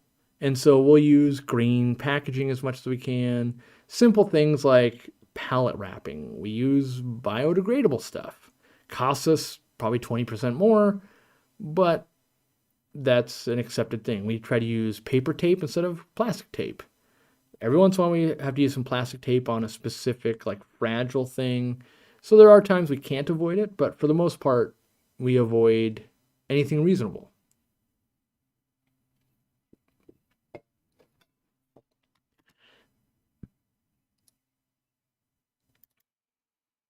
PayPal's evil, Square and Stripe for the win. Yeah, maybe. Everyone's got upsides and downsides. My store used to run on Square. And then they got a little greedy and we stopped running on Square and we moved to Shopify, which Shopify sucks too, but they raised rates quite a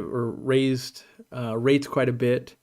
You don't get to control, like, people probably don't know this, but like when you check out with a Square device, so you go to a small business, they have Square, lots of coffee shops, that kind of stuff.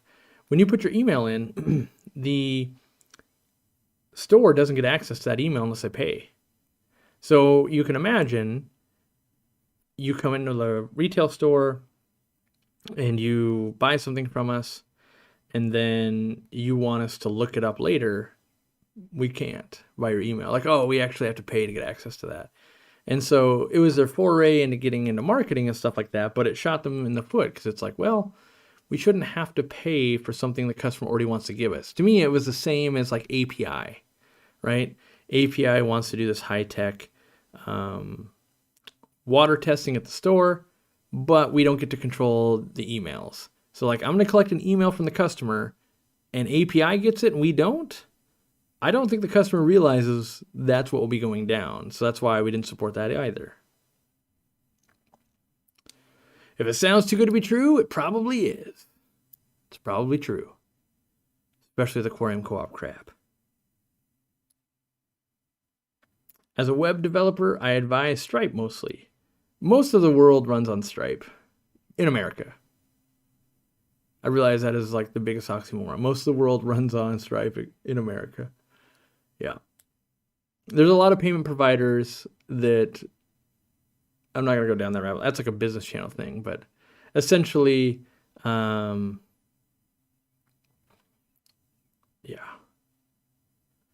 Essentially, there's only a few big players in payment processing. Samsung is 28% in the US, almost 1/3. I don't know if that's true. Well, that could be true. That's just not true of our website demographics. So I guess I can see that. Like sometimes though, and I'm not saying this is true because I haven't done the research, but you sometimes you can game those numbers. Like, what if Samsung makes all the old people phones, like jitterbugs and stuff? And then you're like, yeah, 28% of all cell phones are Samsung. It's like, that thing can't even go on the internet. Like, that doesn't count. So yeah, I always find that funny when I do find that kind of stuff of like, we're the #1 seller of X. And then you look into it and you're like, oh, I mean, I guess if you're counting each French fry as a transaction, you're the biggest fast food chain. But there is stuff that you can do like so like with, I'm trying to make sure I don't break non-disclosure agreements here. Like with some things, like sending packages, it's all about the number of packages you send and not how much you spend. So let's say I needed to qualify for a better rate.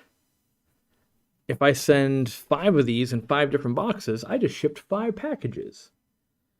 Even though it's worse for the environment, I might pay less money if I qualified for a new rate down the road. When they should just make it on spend. So there's some stuff like that, which I hate, where it's like, you're incentivizing the wrong thing here. Like, you're complaining that there's too many packages going through the system, and you're incentivizing people to split packages up. That doesn't make sense. So lately, especially in business, we've got a philosophy, and I always ask, like, where's the incentive for the customer, the employee, the business, the government, like whatever it is? If it's incentivized to do something, people will just do that. Like, oh, I get free shipping at this rate. They'll be incentivized to do that. If you set that rate lower, they'll just spend it there. And so it's pretty much directly proportional to a lot of things in life. And if you reward the behavior you don't want, you end up getting the behavior you don't want. Shocking.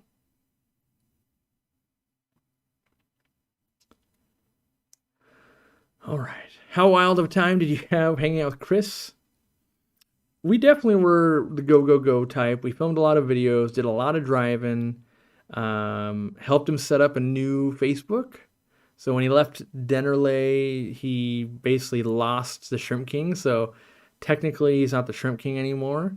I think we're just going to dub him Mr. Shrimp now. So he's got a new page called Nano Adventures with Chris Lukup.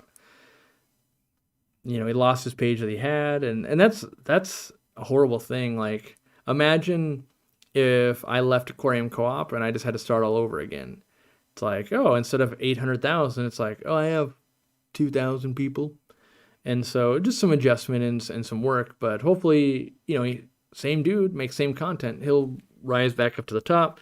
with some people following his stuff. There's probably a lot of people that still follow the Shrimp King, and they never made an announcement that it wasn't him. So it's, some working stiffs at Dennerley like putting out content, and you're like, oh, that's why he's never in any of the content anymore. Like, yeah, he's not there. So if you want to see what Chris is doing, it's Nano Adventures with Chris Lucup on Facebook, and he's still Chris Lucup on Instagram as well.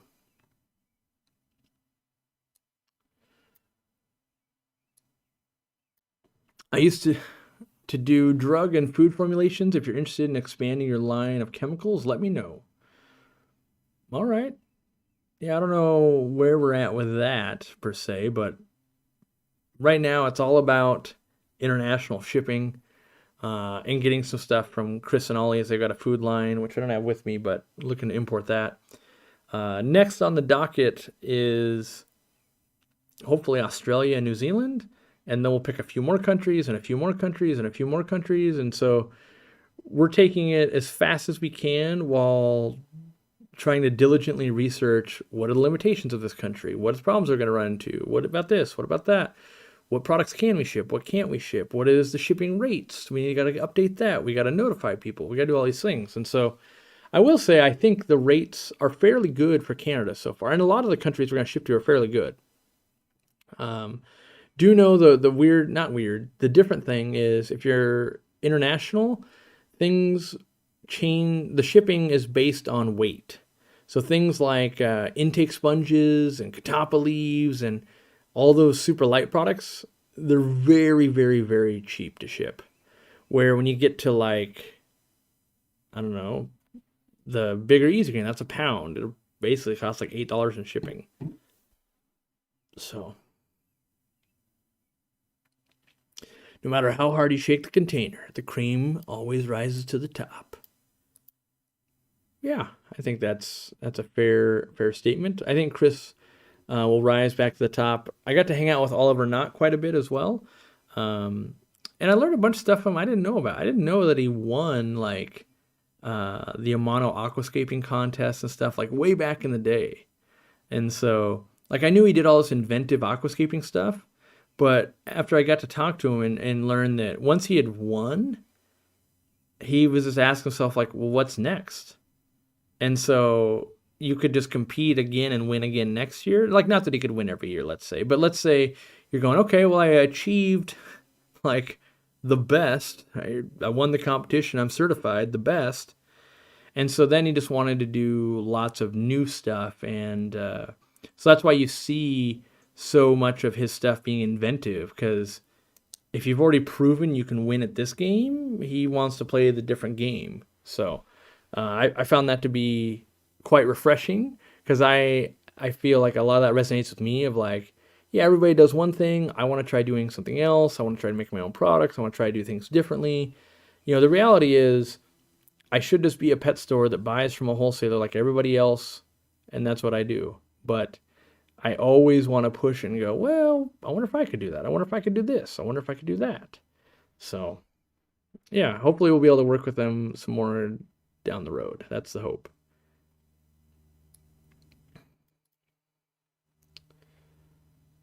All right.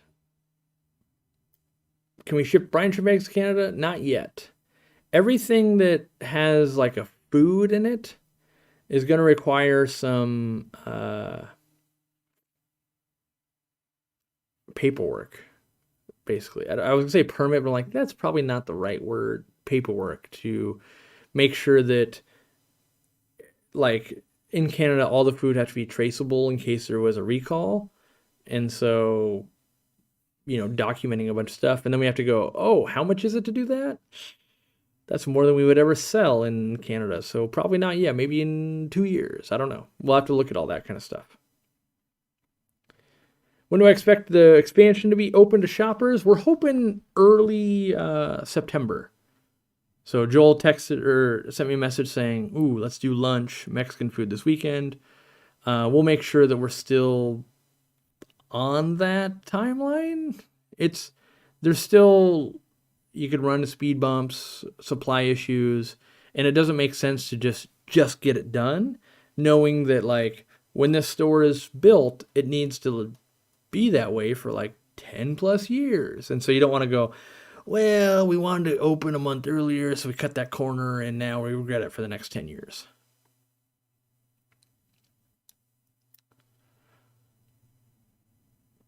I'm in the southern hemisphere, and it's winter here. You're in NH, I'm guessing, or northern hemisphere.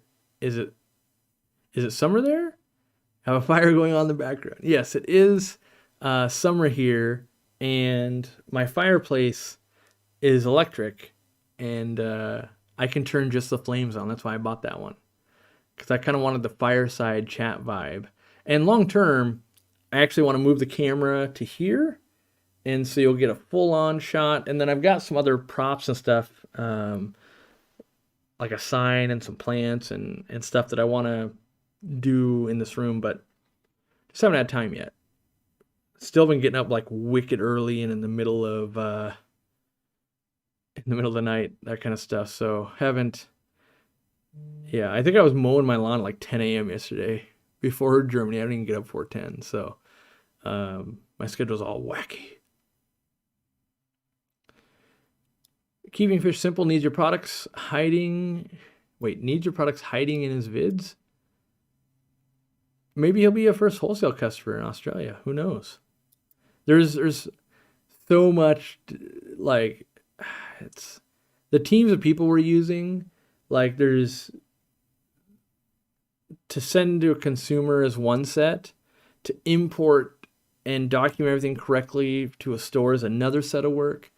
And every day there's like, oh yeah, okay, we gotta watch for this, we gotta watch for that, we gotta watch for this.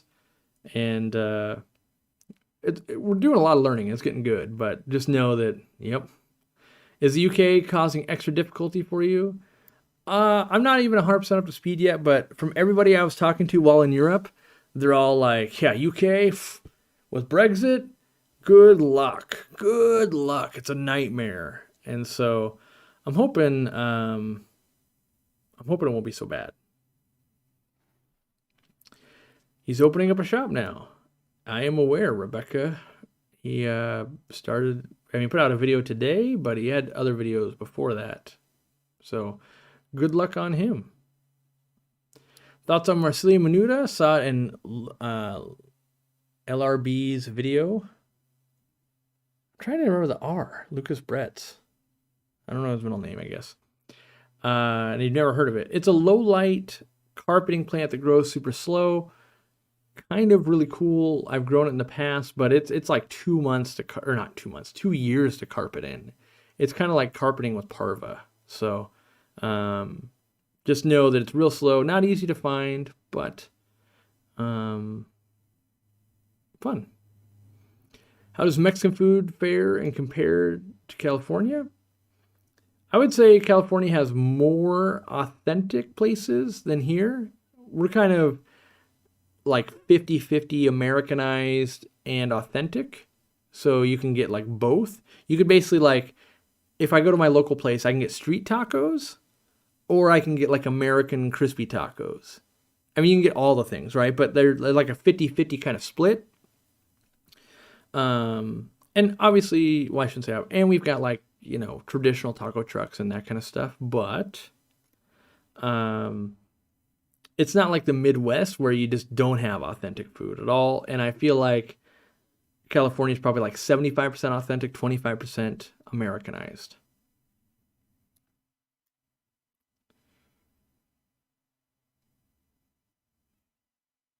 Brine shrimp tacos. Ooh, yum. Let's see. We need some more questions, or I need to get to work. One of the two has got to happen. It's Friday, though. I kind of want to go buy rocks. When will the CO2 regulator launch? Let's see, it's June, July. I'm going to say like October, I think. Because I know it's in production right now. Like, I had to go into the poorhouse on that one. To launch regulators, is that true? I just had like a realization. I know we cut them a wire transfer for $100,000, But my brain just said, like, wait a second. You only pay like 60% to start production. Ugh. Which means I owe another 40%. And then I'm going to owe 25% on tariff. So it's like I owe another 65%. As we grow, it's getting painful. Is it more painful? I don't know if it's more painful. Scarier. I think scarier is the right word.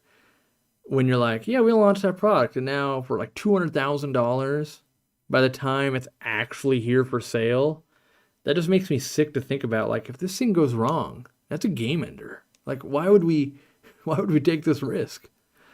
I mean, I love the product; it's really good, but things spiral out of control. You start developing, yeah, okay, how much? Okay, then by the time it's here, you're like, how much do we spend? Oh my gosh. Continuous water change versus bulk water changes. That's a tough one. I think if you can automate it, I think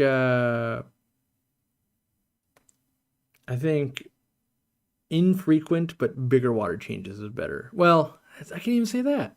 Because if you had chloramine in your water, that's kind of a different pain in the butt. I think it depends, I guess. Yeah, I think it depends.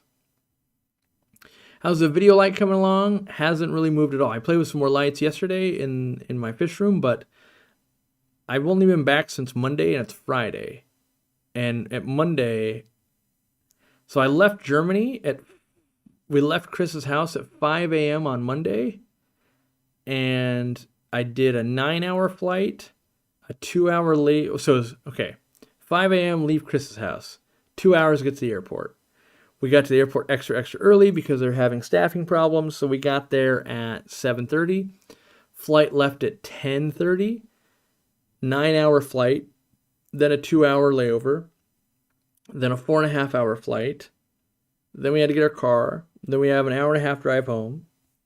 And so after like 24 hours of traveling, we get home at like 7 on Monday night. So basically I've been home, Tuesday, Wednesday, Thursday, and now it's Friday. So after catching up, haven't done much on the light thing yet. I've played with some lights because there was all these, like this was new, the shirt's new, the brine shrimp's new.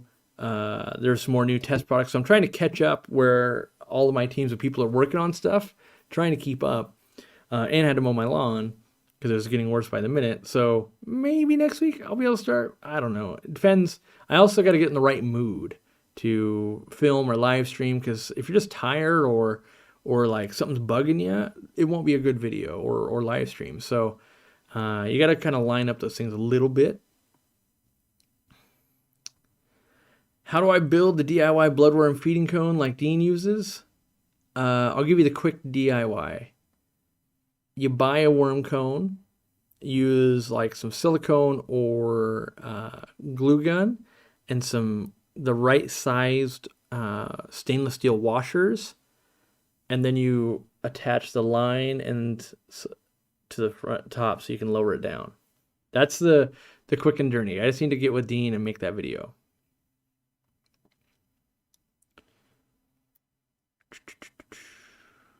When's the video of Clap Saddle coming? When we go there. We were going to go there with at the Aquashella thing, but he's out of town, so we got to reschedule it. So not sure when we're doing it yet, but that's a goal.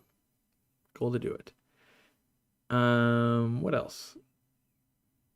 We're not 100% confirmed for Aquashella Chicago, but I will be very soon, because I've got a crazy schedule coming up where I got to do that. I think it's going to be a Saturday event at Aqua Lounge. And then the following Saturday and Sunday is Vivarium. So all of that's in Europe.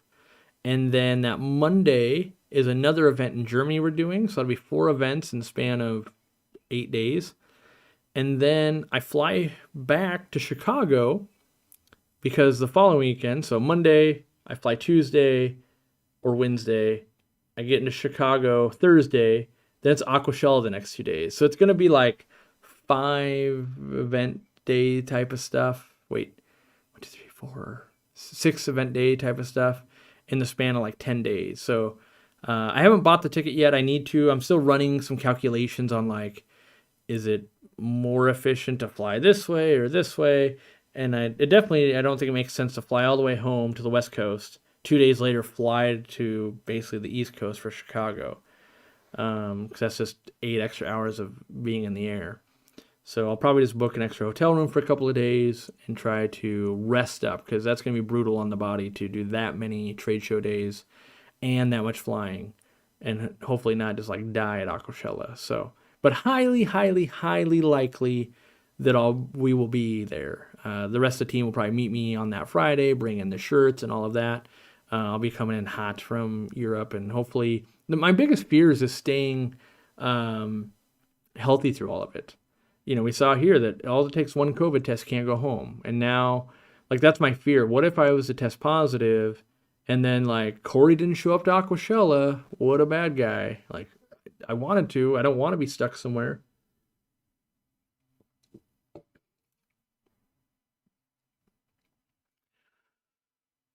All right.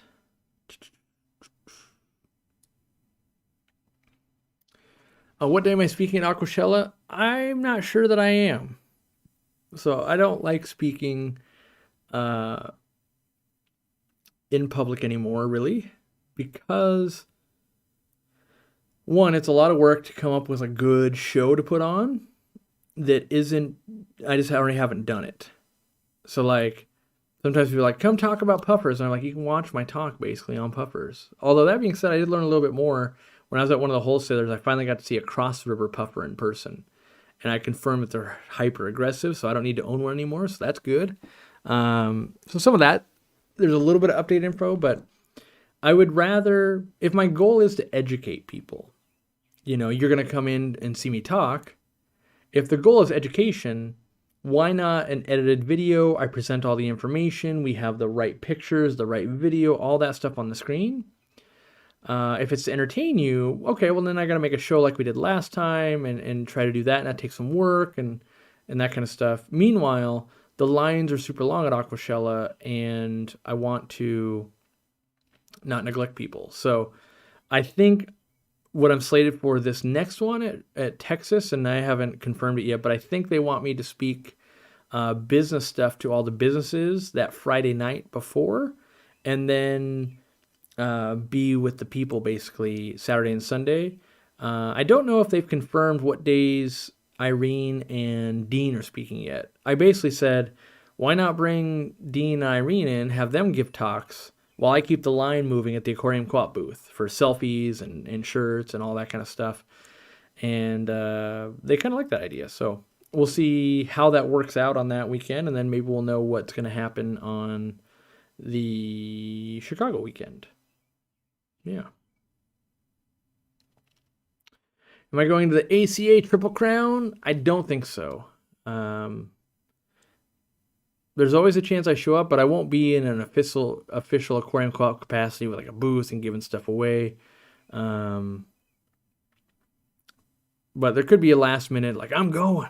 That being said, I got a lot to do. No more COVID tests was just for U.S. fly-in. It's true, they did get rid of that, so less likely for me to get stuck in Europe.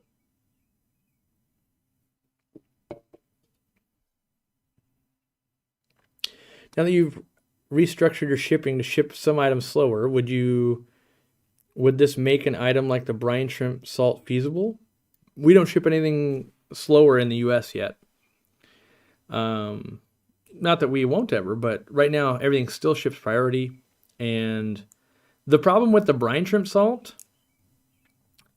it's getting better, but the biggest problem with the brine shrimp salt is so dense and heavy that, like, in a 40-foot container, we could only put like 3 pallets of it or 4 pallets of it with other product. The problem was we were running into weight limits. And when the prices of cargo containers shipping was $18,000, that really did not make sense. Originally, when we launched that product, the shipping price was under $3,000. So yes, while shipping prices in America have gone up, to get the product has gone up. So it kind of made it where it was a no-win situation. That being said, if prices came way back down again, yes, it could make more sense. But right now, we're basically selling that brine shrimp salt at the exact, we're not making any money. Like probably after we pay an employee and the credit card fee, we're probably losing 20 cents or something. That being said, we got to do something with it, so we may as well sell it out. But for now, yeah, I don't see us. We definitely, it's not on the reorder list right now. So get it while you can, I guess. Yep, Irene will be at Aquashella, and Dean will be, I will be, Zenzo will be. I think that's it for this trip. Haven't lined up who may or may not be going to Chicago yet. Yes, we are considering shipping slower methods to save, one, money for the customer, and two, other stuff. But the problem is when we run these scenarios business wise, so we ship like 15,000 in a good month, not in the summer, like 15,000 packages, right? And right now, the majority of those, well, basically all of them ship United States Postal Service. To get the cheaper rates, we'd ship some UPS, right? And so as we start bleeding off some of those shipments, we have to make sure we get to certain thresholds at USPS to maintain the rates that we get. So we either need to grow the business or drop those rates, which that would then, like if live plant stuff got more expensive to ship, that would negate the whole reason of shipping things slower to save money. So one of the reasons we can do international is that helps us grow that other end. So if we get a bunch of international sales going and that raises it up, we can get the cheaper UPS rates and the cheaper USPS rates, and hopefully, like, I don't think we're going to be like, hey, shipping got super cheap for you guys. I don't think that's ever going to happen. I think instead, we're going to be able to hold these prices lower longer as rates inflate, basically. That's our goal right now, is to basically stave off increases. That's our motto right now. It's not even like, can we get this cheaper to the customer? It's how much longer can we keep it without having to raise the price to you guys? That's what we're striving for. Is Murphy in his new tank? Nope, we haven't started setting up the new tank yet. I need to get there. I got to take measurements. I got to fully plan and maybe order the sump package. There's a lot of things for us to be brain thinking on. Just ordered a 48-inch Phoenix light. Thought I was going to ship slower. Nope, they're all still shipping quick. Everything we do still ships priority. We'll definitely let you know at some point. Like, you'll be able to choose, I think, is what's going to happen. It's going to be like probably the same price it is right now, but if you wanted it to ship faster with priority, we would be like, yep, it's going to cost you a little extra, because it's getting brutal. Like a 48-inch Finex light, because it's so long, the shipping on our cost on that thing is probably close to $35. Which is it's crazy when you think about, like, wait, this light is, $85 or something, and 35 of it is shipping, and we probably paid half, right? There's literally one size of Phoenix light that we lose money on right now. It's awesome. I think it's a 30-inch. Every 30-incher we sell, we lose 20 cents or something. Yeah, I think literally we're making, let me see what we sell it for. Because we changed the price, I think, by $5 on all of them. I'm logged into the Canadian version, which won't let me see lights. I don't know how to get, oh wait, I can get around that.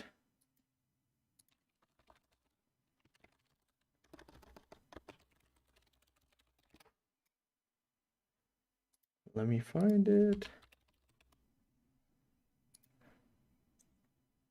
48-inch. Yeah, it's $85, 35 shipping, puts us at 50. We're probably paying, yeah, we might be making $12 or something. We sell that light. So, hey, we're making money. That's, well, $85, and 2 and some percent of that will be credit card fees. So Yeah, we're still making some money though. Hey, not bad. I can't wait for when our lights are here because cutting out all the middlemen, hopefully we can actually make some money on lights. New members, don't forget that you have an entire month to catch up on the member-only videos and the club talks. Yes, this tomorrow. Is it tomorrow? Club talk tomorrow? Might be tomorrow. I have to look.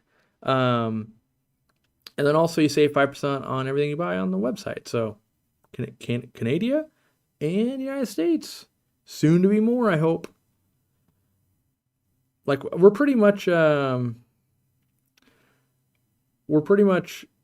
go for Australia and New Zealand, but we want to make sure that there was no hiccups with all the packages we sent. So it's looking really good. How does bulk resupply ship stuff like tanks with shipping costing so much? I'm not sure, to be honest. They could be doing it at a loss, like a loss leader. They might have better rates worked out with like UPS than we do. It could be drop shipping. One advantage they have, they're in the Midwest, so they're kind of centrally located. That's an advantage we don't have. But then there's things that companies will do stuff to lose money. We don't do that. So like, people, unless you're studying business, you don't realize that, like, for the first time, well, I don't know if that's the right way. Like, there's always going to be like the nerds, like, actually, but basically, for the first time last quarter, Amazon lost money with Amazon.com. Now, they make tons of money with their other stuff, like AWS and that kind of stuff, but you naturally go like Amazon, oh, big powerhouse, making tons of money. They literally, out of all the stuff they sold on Amazon.com, they lost money last quarter. So after doing all that, how much did Amazon make? $. That being said, their AWS cloud service that basically runs the whole world at this point made so much money that as a company, they're positive. That would be like our Aquariumcoop.com lost money. Let's say like, okay, we shipped 45,000 packages and we lost $30,000. Like, so even though, let's say we sold like $3 million worth of stuff, it cost us $3,030,000 to do it. But then if our retail store was like, but they made money, and so we would be positive as a company, but negative. And that happens way more often than people think. Like Chewy.com's been doing that for like 5 years. They're running at negative. I remember the last time I read the study, they ran at negative 54 million that year. So they lost $54 million, but they're gobbling up hobbyists left and right going, oh yeah, they got cheap dog food, cat food, fish food, all of this stuff. But once they have everybody signed up on subscribe and save and got all their information stored and they've run out a lot of competitors out of business, that's when they go, let's just turn that profit dial to positive again. So yeah, and there's a lot of companies, and companies will pitch it to us like, just use this as your loss leader. Like that's a term in business of like, yes, we could, if we sell this easy green for $1, people will come and buy from us and hopefully they'll buy other stuff, even though it costs us way more than $1 to make this. We don't do that loss leader stuff. Zenzo's got a great example, like Costco and their $5 chickens. They lose money selling the chickens. Yep, that's a loss leader. You go in going, I just need a chicken, and you're strolling down, you're like, and a 10-gallon thing of mayonnaise, and that in bed. I need those, right? And a 26-pack of muffins. So we don't do the loss leader thing, and we just don't. It was easier for me to set my North Star of like, don't intentionally do things that lose us money. I can give money away. We can give shirts. That's marketing, and that's a different thing. But it's not worth it to us because like the chickens at Costco, people don't realize once it got so unprofitable, they had to open up their own chicken farms and everything to make this happen. Same thing. I don't want to have to be like, well, I launched my own plant farm so I could sell plants at a loss. Like, I'm only one guy and a team of people, and we want to spend our time making the hobby better as opposed to how can we sell this loss leader. Chicken salad in bed? I guess, yeah, mayonnaise and chicken. Let's be honest, I'd eat chicken salad in bed. I probably have. I don't know when, but I do love chicken salad, especially with like walnuts and a little bit of cheese in there. All right. I'll have to get my own big predator or turtle. Well, is there another tank? There's another tank to my addiction. Turtles are great because they don't transfer the disease. If you need them to get rid of fish, most diseases don't transfer over. My family owns a gift citrus fruit shipping company, and it's brutal. We may have to stop shipping after next year. So that would be like you order like, oh, here's a bunch of oranges to someone as a gift. Yeah, all I can say is that if the economy keeps trending downward, a lot of businesses are going to feel the squeeze. We've done everything we can to hopefully put us in a position to not get squeezed out, like having our own products, stocking up on them, doing what we can. That being said, if like people just stop buying sponge filters, I got 50,000 of them that are just going to bankrupt us. So the good news is I don't think that'll happen. And we're trying to be very, very strategic with the way we spend money right now. Well, always we are that way, but yeah. Loss leaders are a really outdated business model. I think that's true. Not that I don't appreciate a good loss leader. I think everybody does. But loss leaders, I think, worked really well when you had to convince someone to drive like all the way into your store. Now when we're talking about you get 10,000 emails a day with discounts and basically loss leaders, the simplest one we don't do is discount our own product. Like, we truly believe that if I can sell this to you guys, we have it at $6.99. If we think we can sell it at $5.99, let's just sell it at $5.99 instead of like, sign up with your email today, get a 20% off coupon, and then use it, and this and that. And like, we just want to streamline the process because we think you appreciate that. I appreciate that. Like, it's also why I don't like tipping. It's not that I don't think people deserve money. It's that I want to know there's a fair exchange. Everybody's happy. I don't want any tricks. I don't want to forget. I don't want to oops. I just want to know, like, it was relaxing to be in Europe and just be like I would always I would buy stuff, right? Like, oh yeah, I need this sandwich. And it would say €5. And then I would bring it up to the counter and it would just be €5. Like, what? There's not even tax. It's already built in. It was very refreshing. It really keeps making me think of like, maybe the next crazy thing I need to do is adjust all of our prices so that it just includes taxes and everything. So like when you get to the checkout, you know, if a bottle of Easy Green is $20, $19.99, when you get to the checkout, it's $19.99 instead of, well, it's actually $21.62 because of taxes or whatever, right? So I don't know. I brought it up once before and my accountant was like, you're insane. Like, that's a nightmare. And I was like, okay, well, yeah. Oranges are super heavy and we have to ship them priority because they can't freeze. Yeah, that's basically live plants right there. They're not super heavy, so we have that advantage. But yeah, it's there's a lot of business models that are getting squeezed, especially the orange juice model getting squeezed. My first stream as a member. I love listening to Corey. I learned so much. Well, welcome, Jess. Glad you're here. Yeah, the 99-cent price drives me bonkers.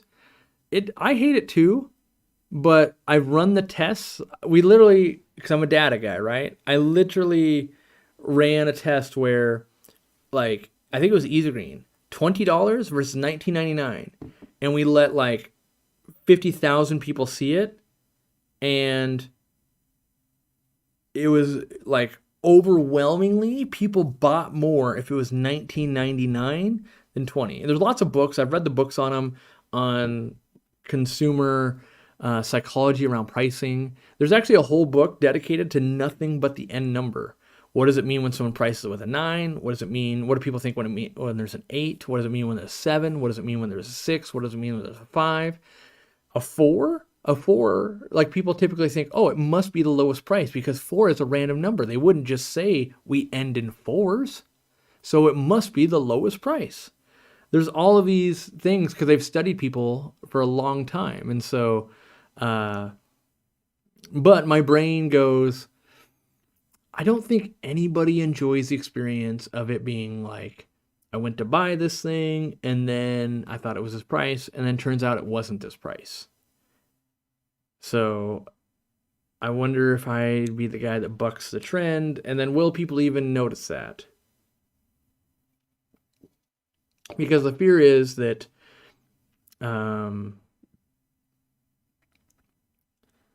like, let's say Easy Green right now is $19.99, and with taxes and everything, it'd have to be $21, let's say.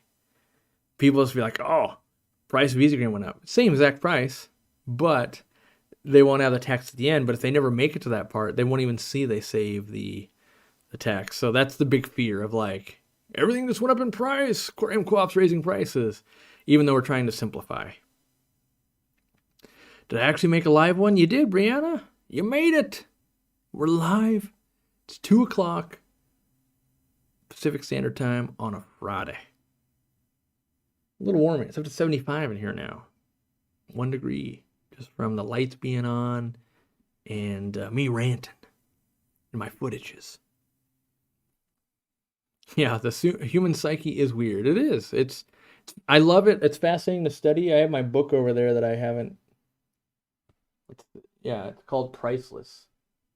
I haven't finished reading it all yet, but it's very, very interesting to me because they ran a lot of studies, and they basically. The way the human brain works, at least in America, is you can make people assume things with pricing and stuff like that it makes no sense. Like one example was they were providing the different groups of people with court cases, and they mocked one up basically like the scalding one from McDonald's where the coffee was too hot and burned the person, right? And so they had like 100 different people in groups of like 10 at a time or something, and they presented them with the same exact case. And like, here's a packet, here's everything you need to know. And then at the end, the only thing they changed was how much money they were suing for. Right? And so like the first one was like $1,000. The second one was like $10,000. The third one was $100,000. And the fourth one was $1 million. And the fifth one was like $1 billion, right? And so when they start asking people, okay, well, you're part of the jury, now make a ruling. Well, the people that asked for $1,000 from McDonald's, they go, well, we think you should get $3,000. So 3 times what they asked for. And then at $10,000, judgment was like $6,000. So by just asking for more money, they got more money. But it wasn't $30,000, right? So then they asked for $100,000. And those people said, well, that's a lot of money. So we're going to give you $62,000, right? Then the $1 million people, ooh, that's a lot of money. So we're going to give you $400,000. And then the billion people, ooh, that's a crazy amount of money. So we're going to cap it at 115 million, right? But same exact pamphlet, the same exact thing, same set of facts for every group of people. The only thing that was changed was the amount of money they were asking for. And so that speaks a lot to pricing. If I ask, for $100 for this Easy Green, you might go, oh, that's terrible. But if I put it at $100 and I mark it off 60%, it's only $40, there will literally be some people going, ooh, I just saved $60, right? And so that whole weird pricing scheme is really weird to study. Because to me, I'm a very analytical person, and I just go like, like if I was on that jury, I feel like I'd be going, well, how much suffering and what were the costs and how long to get back to work and what was the annual revenue of McDonald's and what would be enough to make them make sure they fix the problem and all of these things. At least I like to think that way. But the studies prove that most people would just guess numbers. And they did this multiple times over different studies of like, you know, things that you would say are so straightforward and yet people get it wrong. And wrong is a subjective term, but different. Is the linear air piston pump going to be back in stock soon? Been sold out for weeks. It's been sold out for months. The last quote we got was hopefully in July. I'm not holding my breath though. We've been asking them for way too long. Yeah. What's the name of that book? I'll grab it.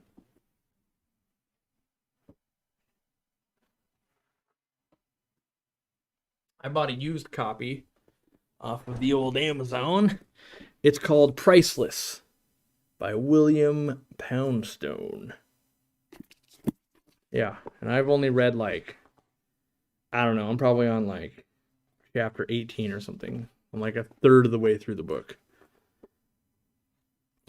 But it's very interesting reading about these studies, and the reason I do it is I like to, because at the end of the day, like, all prices are kind of made up. And what I mean by that is, like, let's take like this cord.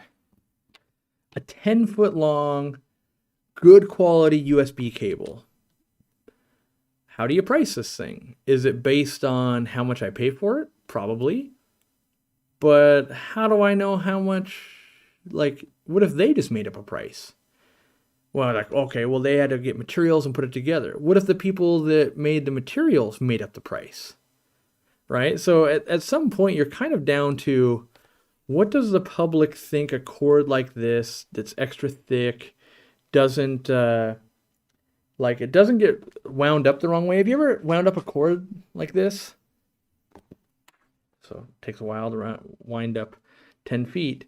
And then when you go to undo it, it's all like weird. Like these ones do that. Like these ones, you see how they're like, they do that? Well, that was like the worst way to do that. I just made like a giant mess out of it. But these ones don't do that as much, which I realize I just made a giant mess, but they come apart really easy. And all of these features that I like, like if you're a gamer and you have a headset, right? And you're putting your headset on and off, right? You do that a million times a day, and your cord gets all twisted into a million little knots and everything. How easy does it come undone?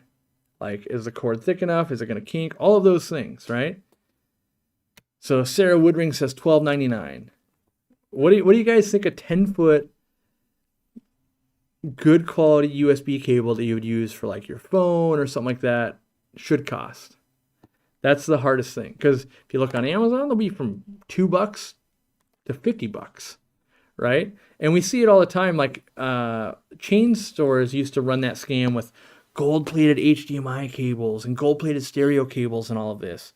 The reality is, in the actual tests, when you're using things to test it, they would be very, very close in their performance. And in fact, what made bigger difference and no one even focused on was the shielding of the cables and were they solid core or not, all of these things, right?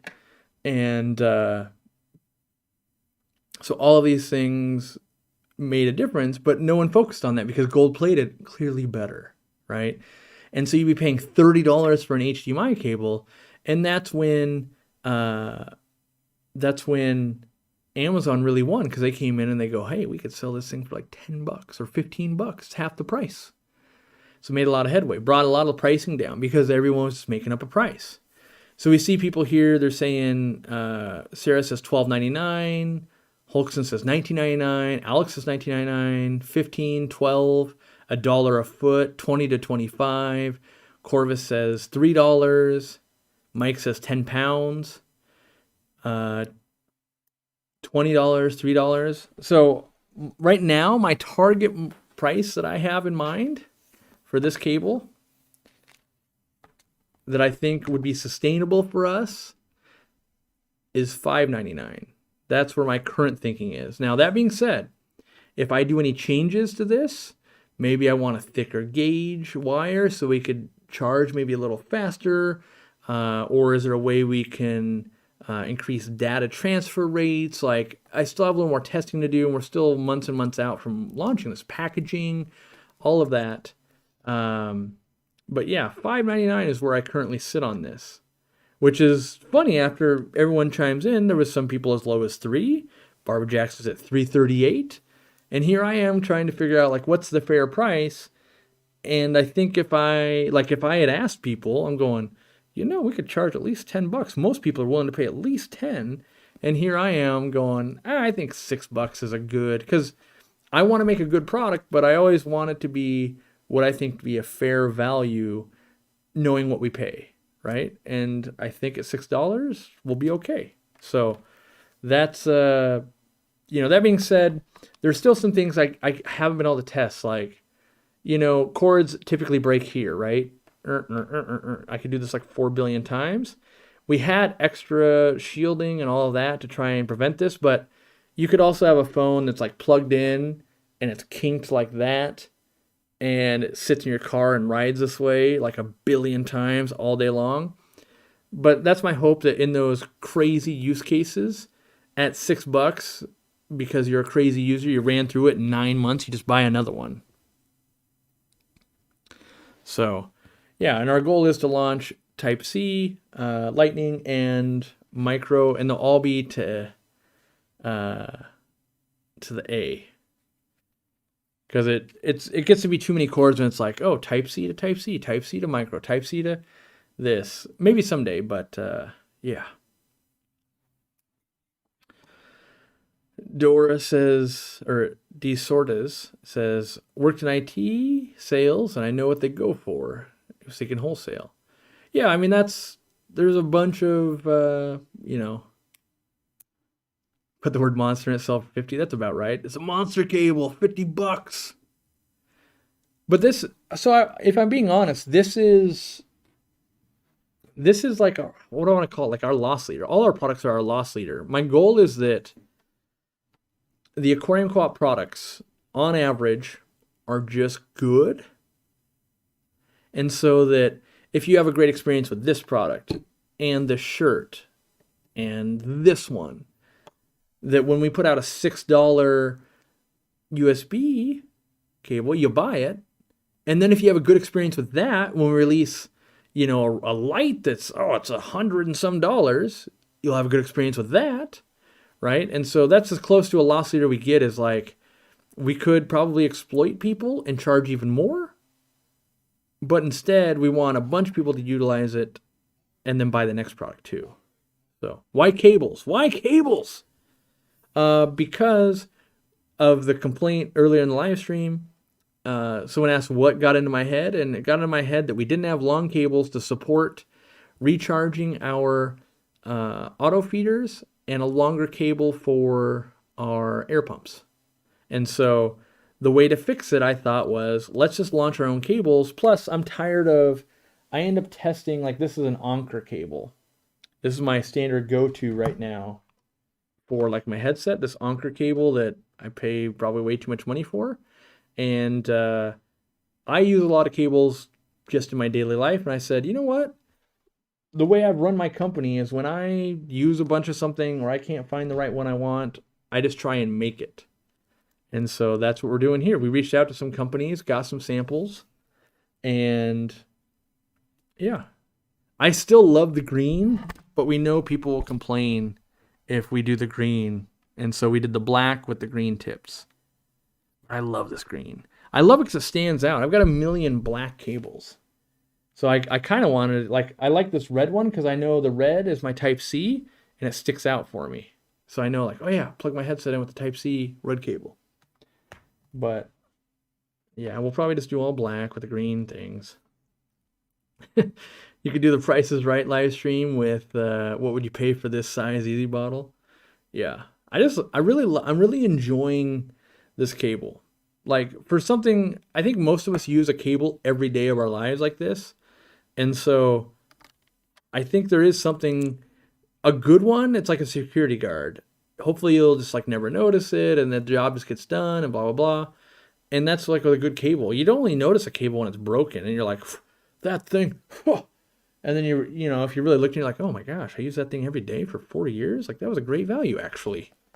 You know, so I mean, if you're like me, you've been in a pinch and you've used a USB cord to tie down your trunk moving an aquarium or something. Yeah. So we need a 5-port USB plug for when our USB air pump collections. Oh man. Well, that's, I mean, long term, I think we might get into that kind of stuff because well, I'd probably disconnect something, but I use that kind of stuff in my own daily life. So, but if there's always a good product, like I love Anker battery products. So, like, there's probably a good hub out there that people can buy. But if there's not, maybe we'll get into that game. All right, how long have I been live here? 2 hours and 10 minutes.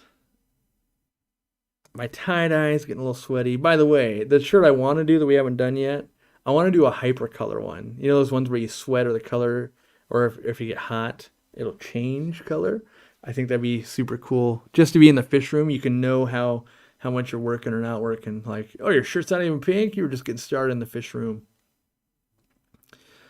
Is it an extension cable or stone cable? These are their own cables. So they're 10-foot, which I already know some people complain, like 10 feet's too long. Like, can't please everybody. But the original goal, longer cable for USB or for our USB air pumps. And so I like having, I'd rather have too long of a cable than not enough. Like when I'm in a hotel room, there's nothing worse than like, oh, the outlet's there.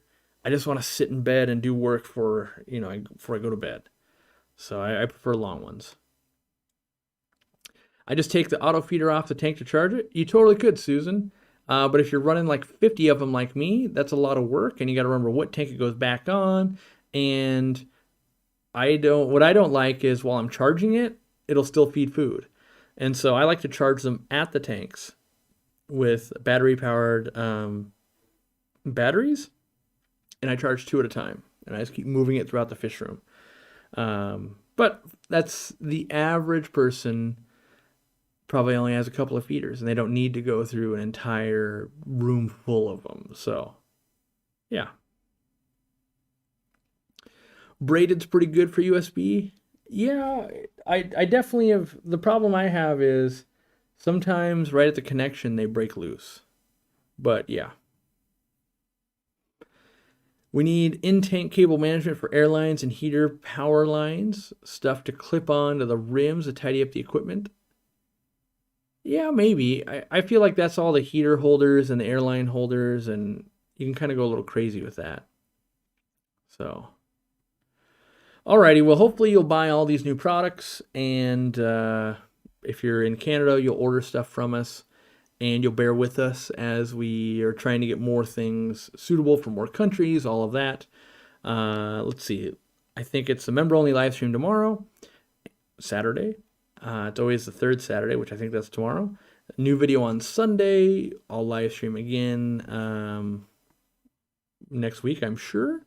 We might put out an extra video next week too, because I filmed an extra like care guide video on Romano's Tetras that I want to get out there. So, all right, I'm sure I have emails building up and appointments to set. So thanks for hanging out. Glad to be back, and hopefully I'll see you guys at some of the shows wearing some of the new swag. All right, let me find the button. That's not the button at all. There we go. All right, we'll see you guys later. Thanks so much. Thanks for all the new members. Thanks to those who donated. And we'll see you later.